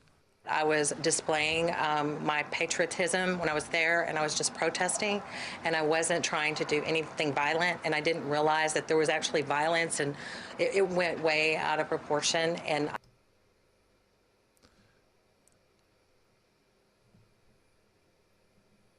Huh? I didn't realize that there was any violence going on in the... You were there. Like, you know what I'm saying? Like, you were there. I bet you she would be like, I didn't know I gave birth to that child. I don't know what you're talking about. I didn't give birth to that. I don't even remember giving birth to that child. Like, where is her head? Where's her head at? She was right there. She was smushed in between all those people. You saw the surveillance footage of her walking into the... You're telling me you didn't see any of that craziness? You didn't know that there was any chaos going on? I mean... Bruh. I would like to apologize for all the families that are affected. That's her. This is her trying to secure her bags. Like I've said in a pop-up, this is her trying to secure dem bags. By any of the negative environment. After being taken into custody earlier today, FBI agents searched her home looking for anything in connection with the breach on the Capitol. But Ryan, now facing jail time, is looking for help from the president. I would like a pardon from the president of the United States. I think that we all deserve a pardon. I'm facing prison sentence. I think that I do not deserve that, and I think every person, from what I understand, everyone's going to be arrested that was there. So I think everyone deserves a pardon, and I would ask the President of the United States to give me a pardon. Okay, that's enough. You get the general idea. Obviously, that was like majority of the video. But we got to talk about this because this girl is having the audacity to call out Trump. Okay, the reason why I brought up this video, the reason why I brought this video back up again, not only just to do a recap of what we talked about or what I talked about and covered this weekend, because a lot of stuff opened up this weekend. Bruh, there was a lot of stuff that opened this weekend. But one of the other things I wanted to point out here, she was just on Good Morning America this morning. I'm not kidding. She is still, I don't know how she's getting in the press junkets right now, where she is going around saying, I want to get pardoned by President Trump. Trump should pardon all of us. She is running around. She's on Good Morning America. She's been on the Today Show. Sorry, she was on the Today Show. That's what I saw her on. The Today Show, where she is literally saying, I want to be pardoned, and Trump should pardon every single person that did criminal acts of treason and insurrection on January 6th. He should pardon them. So the reason why I'm bringing this up is because it's absolute trash. It's absolute trash. And the fact that any mainstream media is giving her a platform in which they are trying to interview her and talk to her about this is beyond me. One thing I'll point out, though, the Today Show, I give them mad props because they did exactly what I would have asked is, well, you say you didn't notice that there was any violence going on around you. How could you not notice? There was chaos and there was violence all around you. How do you not notice this ish? How do you not notice? And she's like, I honestly had no clue that any of that stuff was going on. So she's playing dumb. She's going to deny. You know what I'm saying? Never underestimate the power of denial, right? So she's just going to keep saying that and going, hey, no, Trump, please pardon everyone that's done this. Now, I'm going to say this, and I'm going to ask everybody in the chat, in the family chat, and my boys here, should he pardon them? T. Well, first, to be pardoned, you must be convicted of a crime. Think about that part. True. So she has to actually go through the whole legal process of being convicted, facing jail time. So she's admitting guilt right off the bat before she even gets indicted. So you can't ask for a pardon, right? I mean, it's That's a very pardon interesting. is not a get out of free jail card. It does not work that way. She's definitely misinformed on how that works. Her privilege and entitlement is definitely showing, and she's trying to use this "I didn't know" card. Similar to the other guy, Beeler, who was at the D.C. checkpoint with guns. They're using their privilege card. Yep. Just the same way anyone else uses their other cards that they have, whether it's a race card or a celebrity card or whatever it may be. She's using her privilege card. And it's right now playing faces like, hey, America, me and everybody else deserve a pardon. And everything's on camera. So you're recording yourself. You're gloating, you're putting up selfies. This is all self-incrimination.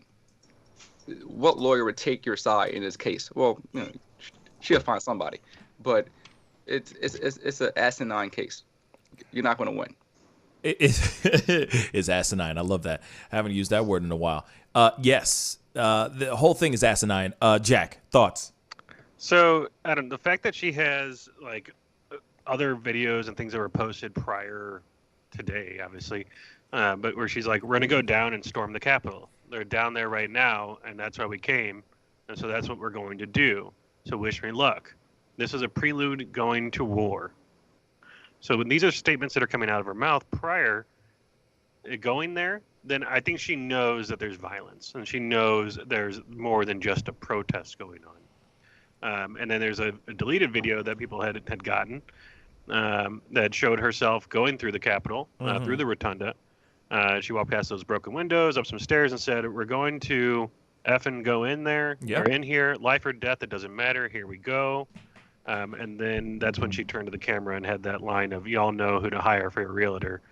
Jenna Ryan for your realtor." Yeah, you want to know why? Because she was sitting there, like I said, she was clout chasing. She was trying to clout chase whilst committing insurrection and treason. She's going, "Oh, well, y'all, if y'all need to hit up Jenna Ryan Realtor. You know what I'm saying? You need a house? Call me." As she's, possibly busting windows or just being by people who are saying, hang Mike Pence. Mm-hmm. Come on. People who are sitting there going, where's Nancy Pelosi, that ugly, stupid C word? We need to kill her. We got to kill that C word. They're literally saying these things. She's around this, and you're telling me she didn't see, and she's telling everybody she didn't notice any violence that was going on? Oh, but by the way, check me out. Follow me on blah, blah, blah, hashtag la, la, la, realtor. What crack are you smoking? Do you read her public statement that she made? No. She made another one? On Twitter. Do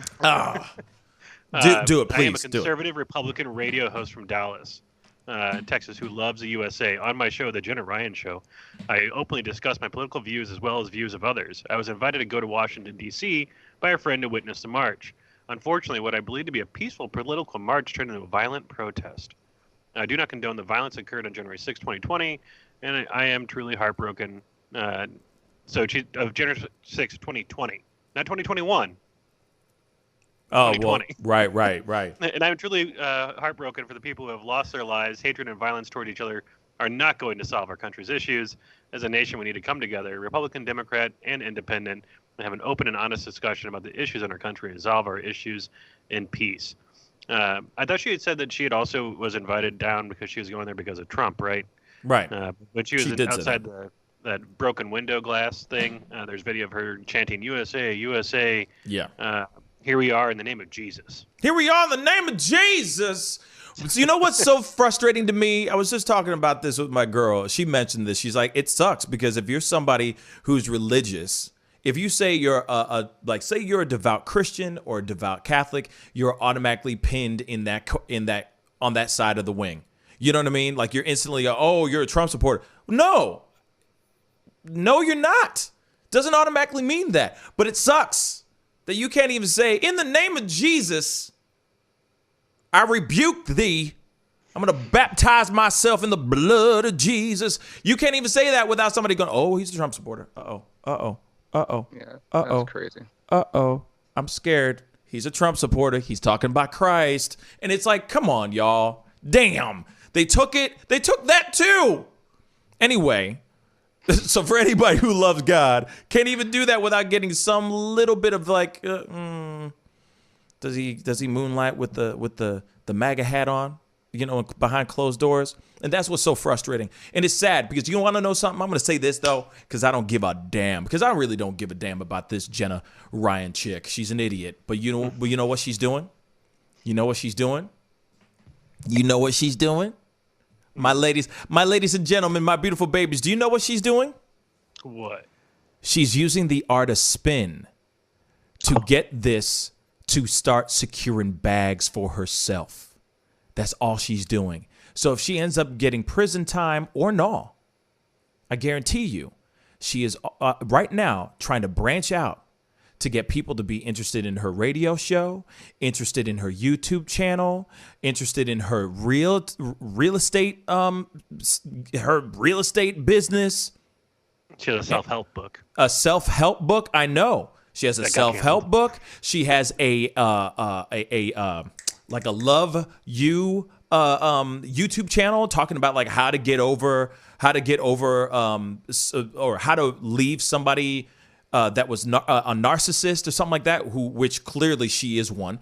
So she's literally trying to use this to bank up on it. She's trying to secure them bags. She's going, hey, I'm making press right now. I can spin this in my favor. So let me say something crazy like, I expect Trump to pardon all of us.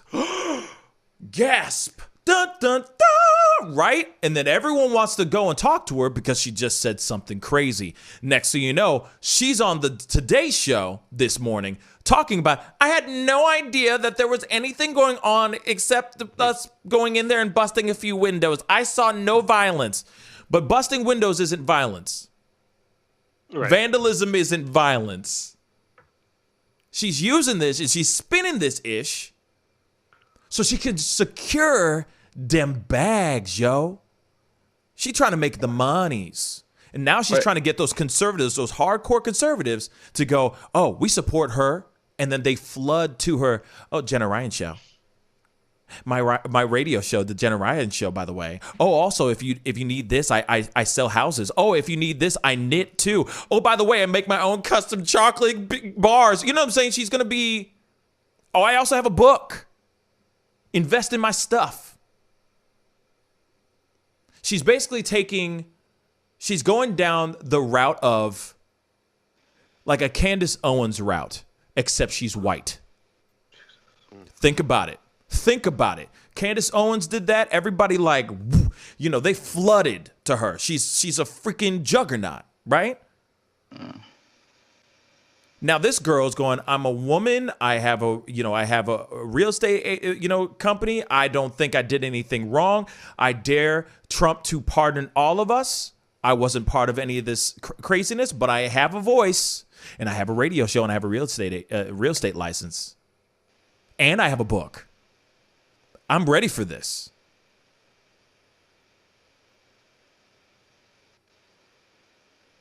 If I'm wrong, tell me I'm wrong.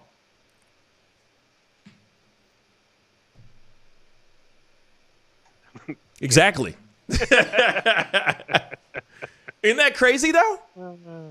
Because once I saw her on the Today Show, I'm like, oh, come on, bruh. You serious? So now she's getting, mainstream media is trying to reach out to her.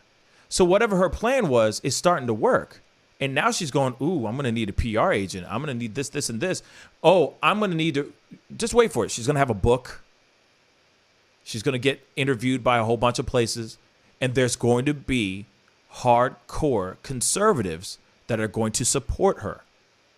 There's already people out here that are supporting the madness that happened on January 6th. They're justifying it, which is insane to me.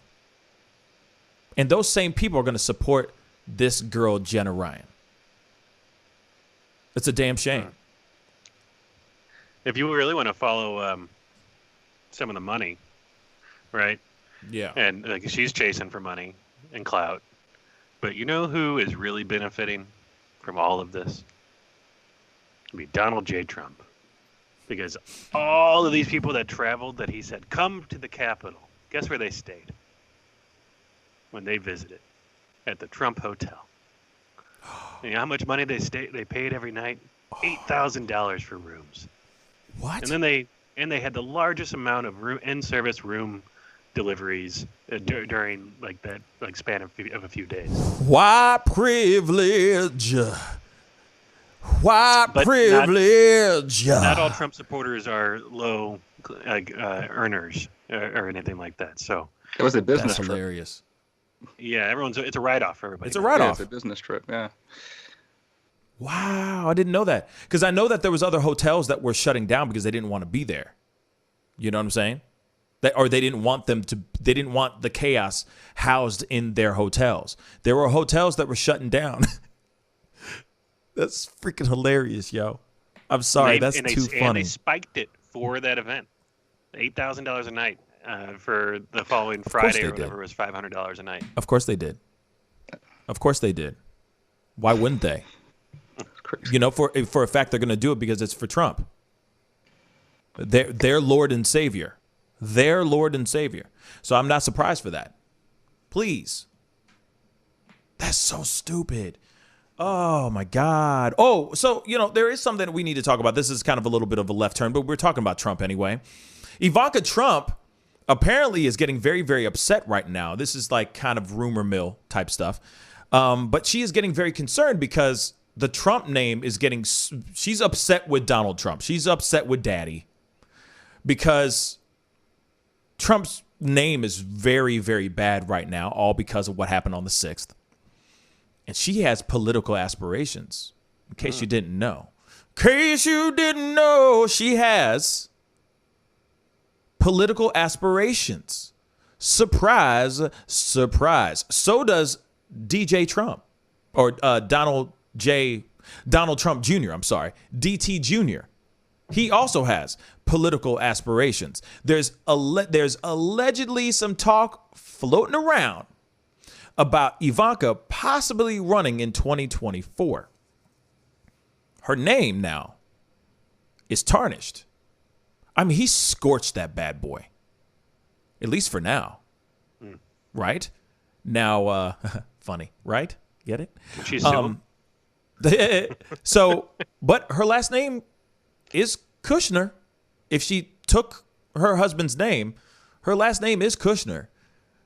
Allegedly. I don't know if she took it or not. I don't know. But anyway, you got him, like her, trying to possibly run. And now they're sitting here going, what are we going to do? What's the plan? Because right now, no one wants to touch the Trump name right now, at least right now. Unless Trump goes, at the end of, once this inauguration is done and over with, and he goes, okay, guys, I'm going to give millions of dollars to, I don't know, something really good, I'm going to clean the water in Flint. Finally! Because Flint still has, to this day, I feel like I talked about the Flint water years ago. And to this day, Flint water is still trash, still poison, just so you know. But anyway, moving on. Do something like that, something big. We're going to do a big, huge water filtration system, and I'm paying the bill, right? He would have to do something incredibly huge for the Trump name to go back in the good light, right? Ivanka is screwed because if she wanted to do anything, she can't use Trump's name. She can't use anything. She can't even use Kushner's name. Really? Because Kushner's evil. That man evil. In my personal opinion, that man evil. Do you know what he did recently? What was found out did he do? at the end of December? He approved of a shell company to be created, and it has funneled taxpayer money to all their private businesses in the Trump family. They gouged the Secret Service. They also raised legal defense funds, and the fine print that says could go directly into their pockets as opposed to going to the defense fund. If you remember that other, campaign fundraiser that he put together that was like to stop the steal, but then really they're just paying themselves. But this American-made Media Consultants Corp. and American-made Media Consultants LLC was made in 2018. But all the long time now, all this money's been funneled to it, and it's being paid to all of the Trump family. Half of the campaign money that has been raised has gone through this shell company. Is this and is this legal? That's what I'd like to know. It's illegal if they can prove the money that went there was used for things that weren't outlined in how it was raised, right? But the way, because it goes through a shell company, everything is kind of covered up in a way. Mm-hmm. Yeah. But do you know how much half it would be? What a dick. You know, you take a guess. How much was raised for Trump's reelection? Oh, I'm assuming like hundreds of millions. 200 million? $1.26 billion. Oh, and half of that went through this shell company. Oh, I'm dead. I'm dead. So guess what? They don't need more jobs because they have cash. Wow. Like,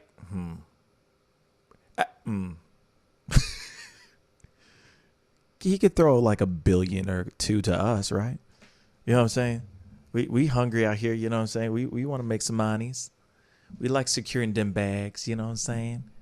Wow, that's crazy. Speaking of securing them bags, Jack, don't we have some dope swag available? Man. I put a link in there a little bit ago. I don't think it popped up. Put it back in. My links aren't working for whatever reason. Yeah. So I'm going to go ahead and put it back up in there, and you guys can I'll paste. I'll paste it. Yeah, but tell them where it is. We got F it. I'll do it myself. Hey guys, did you guys know? Hey guys, did you guys know that we got some dope swag, some t-shirts, some mugs, some masks, okay, and some sweatshirts. Also, by the way, so we're going to be putting the link in there here shortly. I'm going to be putting it in right now. Also, I'm in the middle of making designing some really, really cool shirts that I think you guys will all really enjoy. Or actually, not only just shirts, but they're going to be hoodies, mugs, etc. All available on the link that I just put into the chat. Please support a brother. Please. And please go buy a t-shirt, buy a hoodie. You know what I'm saying? I got a whole bunch of stuff. The plans are growing, my baby. Okay? I want you guys to know we are blowing these things up. Swag is there's going to be new additions to some swag here very soon. But if you want to just support us and buy a t-shirt or mask or something like that, I think the masks are the cheapest things there. On the merch store, please buy yourself a mask. There are some new ones. There is some new stuff that will be dropping later on this week. Ooh, tank tops. That's a good question. Shay, that's a good idea. Tank tops, man. Tank tops. Let's think about some tank tops. Yeah. Because I'm doing some cool designs with the logo. I got some sayings that I know that we have some on there that are just kind of meh sayings right now, but I'm actually getting those designed. So I'm trying to give you guys some custom stuff. Not only shirts that are like the logo, sure, we're going to give you the logo, fine. But at the same time, I want you guys to have some shirts that like have sayings on it or designs that look cool that you can wear out, that you're like being a full-on Pascal show nerd, but hiding in plain sight. Does that make sense? But it still looks dope because they're like, yo, that's a dope-ass shirt. Where you get that from, bruh? You're like, yo, man, I got this from the Pascal show, man. Yeah. They're like, the hell is that? That ain't no Nautica or Polo or something like that. You know what I mean? Oh, it's a TV show. It's a YouTube show, blah, blah, blah. You know what I mean? But it looks dope. Something that you could wear with pride, but not like just supporting, but in hiding in plain sight, if that makes any sense. Like horned helmets, as Mr. Super says. Like, yeah, horned helmets. You know what I mean? Some Pascal pelts. That's a little creepy, Mr. Super. You know what I'm saying? That would require me to be dead, like him did. And I'm not. I still want to be on this planet. I still got a lot of stories to tell. You know what I mean? And a lot of people to make smile. How's that? Sort of? Yeah. Maybe? So please go to our Teespring page, buy a shirt, buy a mug, go buy you some new drip. You know what I'm saying? The hoodies are really, really nice. So please go and do that. Lingerie line. I thought about doing some underwears and stuff like that, but I mean that's another conversation. That's a whole other Charles Dickens story for sure. Borat swimsuit. Yes, just one big old banana hammock thing. That's right. You know what I'm saying? But it just has a whole bunch of Pascal show things. No, I got some really big plans for. I got some really, really big plans for a lot of things going on the on the merch and all that, and expanding it over the next year to something really over this year to something really, really big. And I'm really, really excited. So please support where you can, of course. Oh, also another thing before we start to wrap up the show and everything, I have some cool news. My vlogs are out. I've officially reopened my vlog channel. So I've been putting out vlogs once a week, every Sunday. I'm coming out with vlogs and everything. So please go find Pascal Vlogs, and go crush that subscribe button over there. Go check out a few of my latest videos because I haven't touched that thing in years. But now, because of traveling and the world has been crazy lately. You know what I'm saying? So I've been documenting a lot of stuff there. So I'm definitely, please go find it and hit that subscribe button over there too, if you don't mind. That would be dope. Because I'm resurrecting a sleeping bear, I guess. So yes, I'm trying to give you guys multiple angles. You get to see a little bit of my life outside of this this room, which is a really nice. I mean, it's a nice room. It's a nice room, but outside here it's really nice. You know, I got a nice life. You get to see the puppies more often too. I promise. I promise you that. You know what I'm saying? But ooh, you just did something there. Hold up, Jack. That's that link to Pascal Vlogs. Thank you. You got me. Come on. Oh, it won't let me do that. Hold on. For some weird reason. What the hell, man? There we go. So a lot of things are going on. There's a lot of cool things that I'm doing. I mean, like, and also on top of that, the fact that we've gone to, we're almost in the middle of 22,000. We're in the middle. It's incredible how amazing. Oh, man, I don't even know what to say. Things have been blowing up quickly. It's overwhelming, but really dope as hell. You know what I'm saying? Like, it's terrifying, but really exciting at the same damn time, if that makes any sense. And I'm just so excited about everything. Anyway, so the link to my vlogs is right there in the chat. Please go subscribe. Those videos come out every Sunday. If it goes really well and it gets views and stuff, I'll be bringing out more videos and everything. But right now I'm slowly just trickling these things out as time goes, because it has been I'm playing a lot of catch up right now, like a whole lot of catch up, because I just keep shooting, but I don't cut them together. So there's a lot of catch up. So go check it out. It's a lot of fun over there as well. Yeah, and that's it, guys. That's the show today. I really appreciate all y'all for being on today. Also, go follow my Twitter, follow my Instagram. I know that's a lot of things to ask from you, but hey, if you guys can go follow my Instagram, that's something I'm really trying to bulk up and get past 5,000 followers. We're in the 4,000 realm right now. If you don't mind, go to the Pascal Show, one word, on Instagram. Please go, and if you are somebody who likes to be on Instagram, please go hit that follow button. Or if you're a Twitter person, go to my Twitter and do the same. Go hit that follow button. It'd be great to have you there too. You know what I mean? Mom Fur Babies, I gotta ask you, where are you from? Please comment down below where you're from. Anonymous, that's funny. Please comment down below. Let us know where you're from. I would love to know. You know what I mean? The Vin. What's up? You're back again. What up, man? I'm sorry. What up? I don't know if you're a man or a woman. I'm assuming you're a woman. What's up, girl? Please comment down below. Let me know where you're calling or where you're commenting from. That would be dope. Panda, thank you so much for showing the love about last night's show. Last night's show was crazy. I'll just say that. Last night's show, last afternoon show was absolutely absolute madness, real talk. And it was really nice to have everybody on and getting to know some more people, to be a part of the conversation and part of the family and everything. That was pretty damn cool. But before I jump out of here and before we say bye, this is very important. Today is a very important day. We are celebrating the life and legacy of Dr. Martin Luther King Jr. And I wanted us to check something out because I think we all need to hear this again one last time. Or if you haven't heard it in a while, just hear it again to be reminded of something that is very important.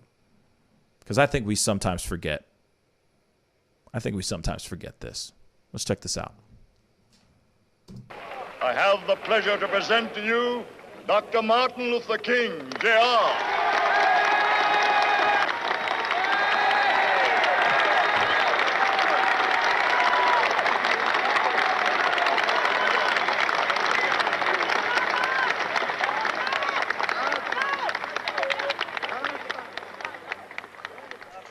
I am happy to join with you today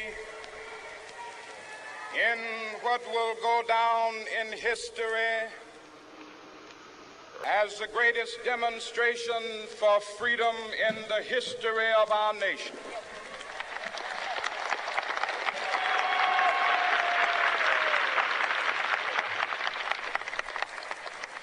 Five score years ago, a great American in whose symbolic shadow we stand today signed the Emancipation Proclamation. This momentous decree came as a great beacon light of hope to millions of Negro slaves who had been seared in the flames of withering injustice. It came as a joyous daybreak to end the long night of their captivity. But 100 years later, the Negro still is not free. 100 years later, the life of the Negro is still sadly crippled by the manacles of segregation and the chains of discrimination. 100 years later, the Negro lives on a lonely island of poverty in the midst of a vast ocean of material prosperity. This nation will rise up and live out the true meaning of its creed. We hold these truths to be self-evident, that all men are created equal.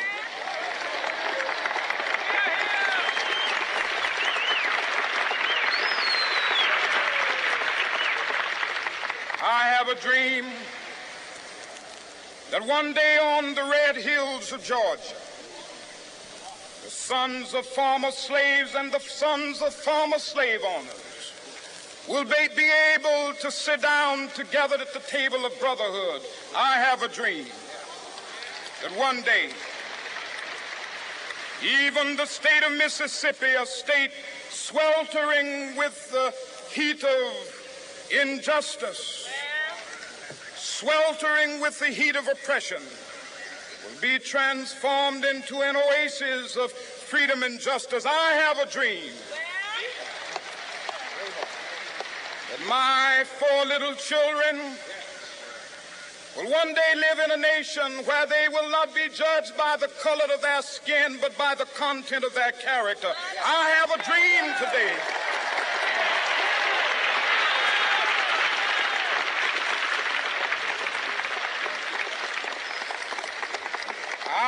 a dream that one day down in Alabama, with its vicious racists, with its governor having his lips dripping with the words of interposition and nullification, one day right there in Alabama, little black boys and black girls will be able to join hands with little white boys and white girls as sisters and brothers. I have a dream today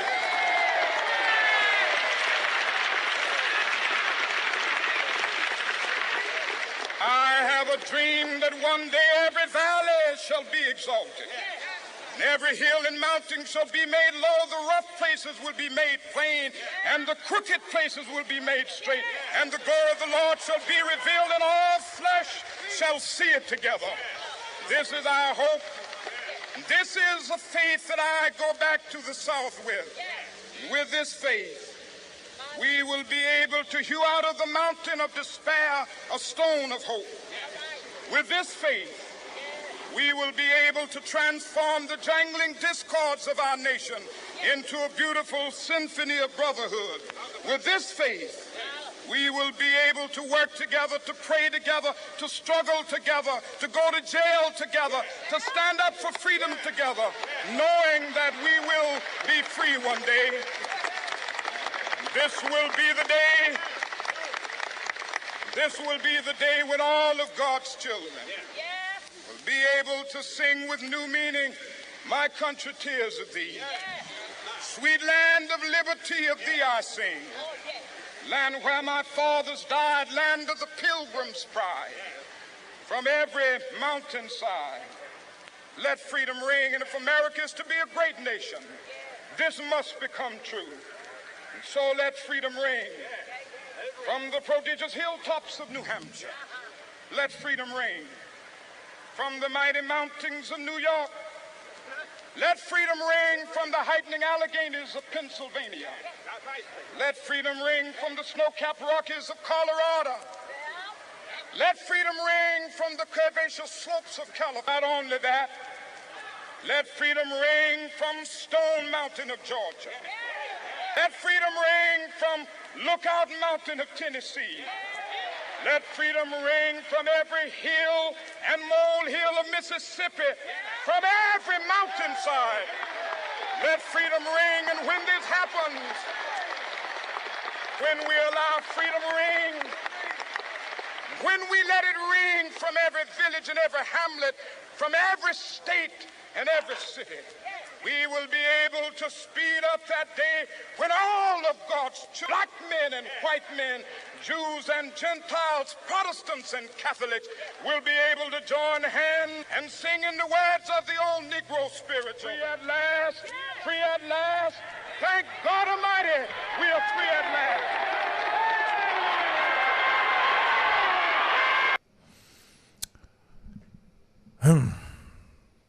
You know, for me, every year on this day, I listen to this speech.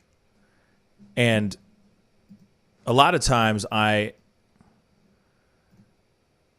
it's almost like a reflection to look at how the past year has gone as far as equality, racial equality and all that. And to see how far we've come during that time of that speech. And a lot of times, every single time I hear it, I still get choked up. I still get goosebumps. I still get moved. That man had an unbelievable God-given gift. And sometimes I wonder, every time I listen to that speech, I wonder, did he know that this was going to be an unforgettable speech? That this would be a legendary speech when he spoke it? Did he know? I think he knew. But I feel like he spoke in that time on behalf of all of America. I mean, of course, there are sides that feel different. But I feel that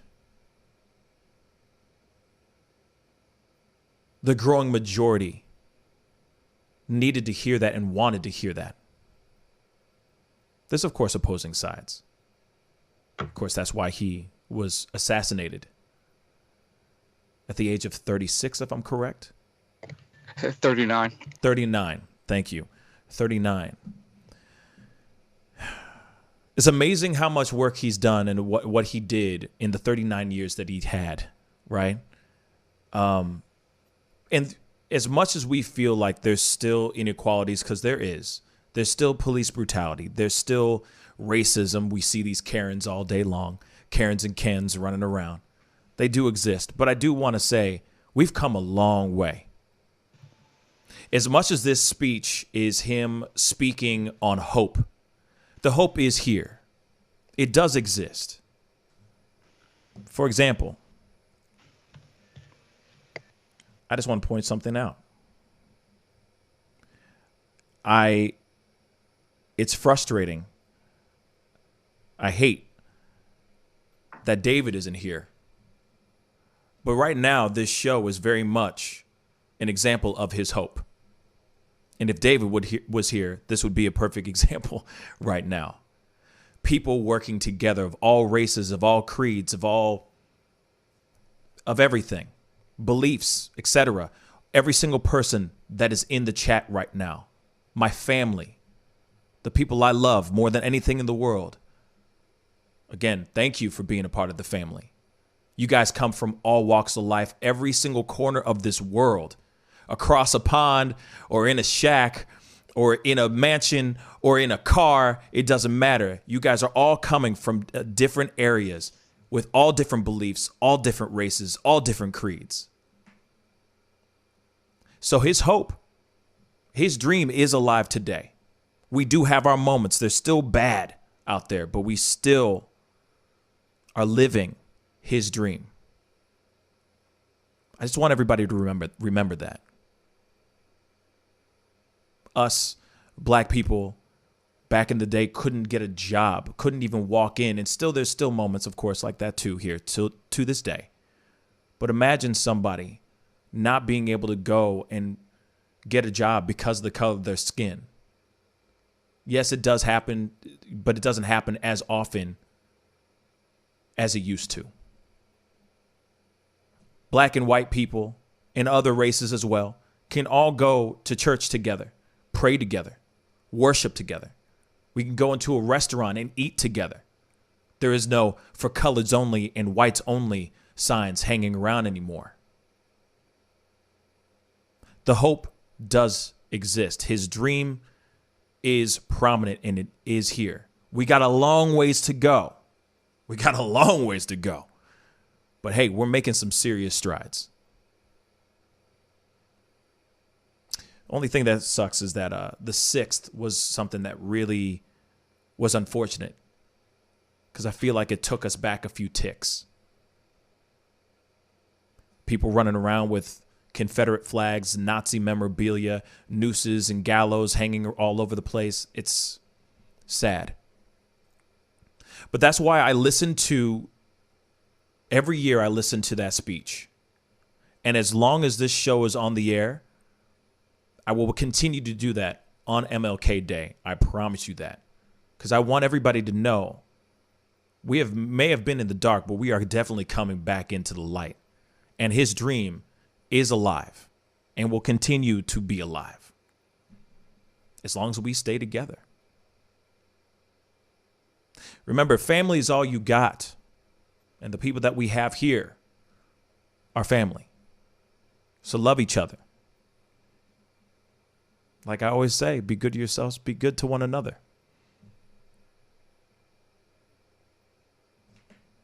The dream is still alive, guys, and it's happening.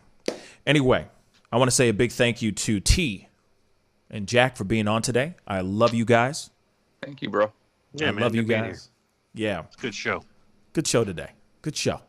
Please don't forget. I hate to do this. I feel selfish for saying these things like hit the like button, crush the subscribe button, but I got to. You know what I'm saying? You know, it's part of the job, babies. Okay? Please go do that. It would really mean a lot, y'all. I love all you guys. I'm dead ass when I say that. You know what I mean? No cap. Real talk. Y'all amazing. Please crush, like, etc. It's time to go. Do something positive today. Do something that you feel that Dr. Martin Luther King Jr. would want you to do today. Do something positive. Support a local business. Support black businesses. Just do something that may be out of the ordinary, but do something that is positive today. Okay? Please, we need some more positivity in the world. All right? Got to get going. Be good to yourselves. Be good to one another. And I'll see you guys in the next video, or I'll see you tomorrow morning at 9 a.m. Central Standard Time, as I always do. All right? This is The Pascal Show. Bye.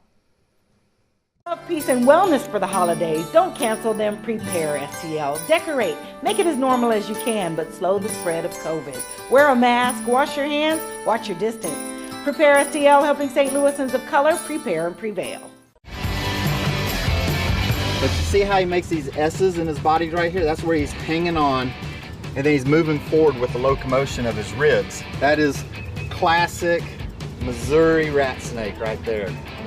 So I'm gonna go ahead and grab him before he gets into a hole. Now, these snakes are not biters. They won't bite as long as you don't squeeze them. If you just stop them like this, it'll freeze them, and then you just gently pull them back. As long as you don't squeeze them, they won't bite. Yo, Mike, what's up, man? Guy? Good to see you, man. Yeah, so Sugar Fire. Yeah. Fully open, right? Yeah, we're pretty much open. So you can't sit inside yet. Monday you can sit inside a little bit.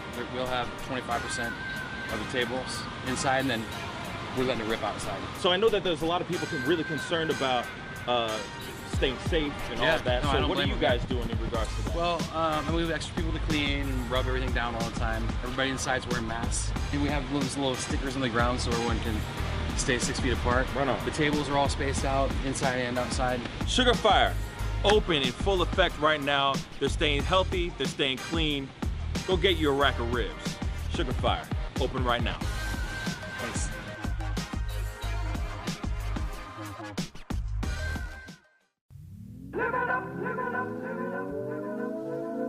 The Fur and Leather Center, providing the highest of fur and leather goods.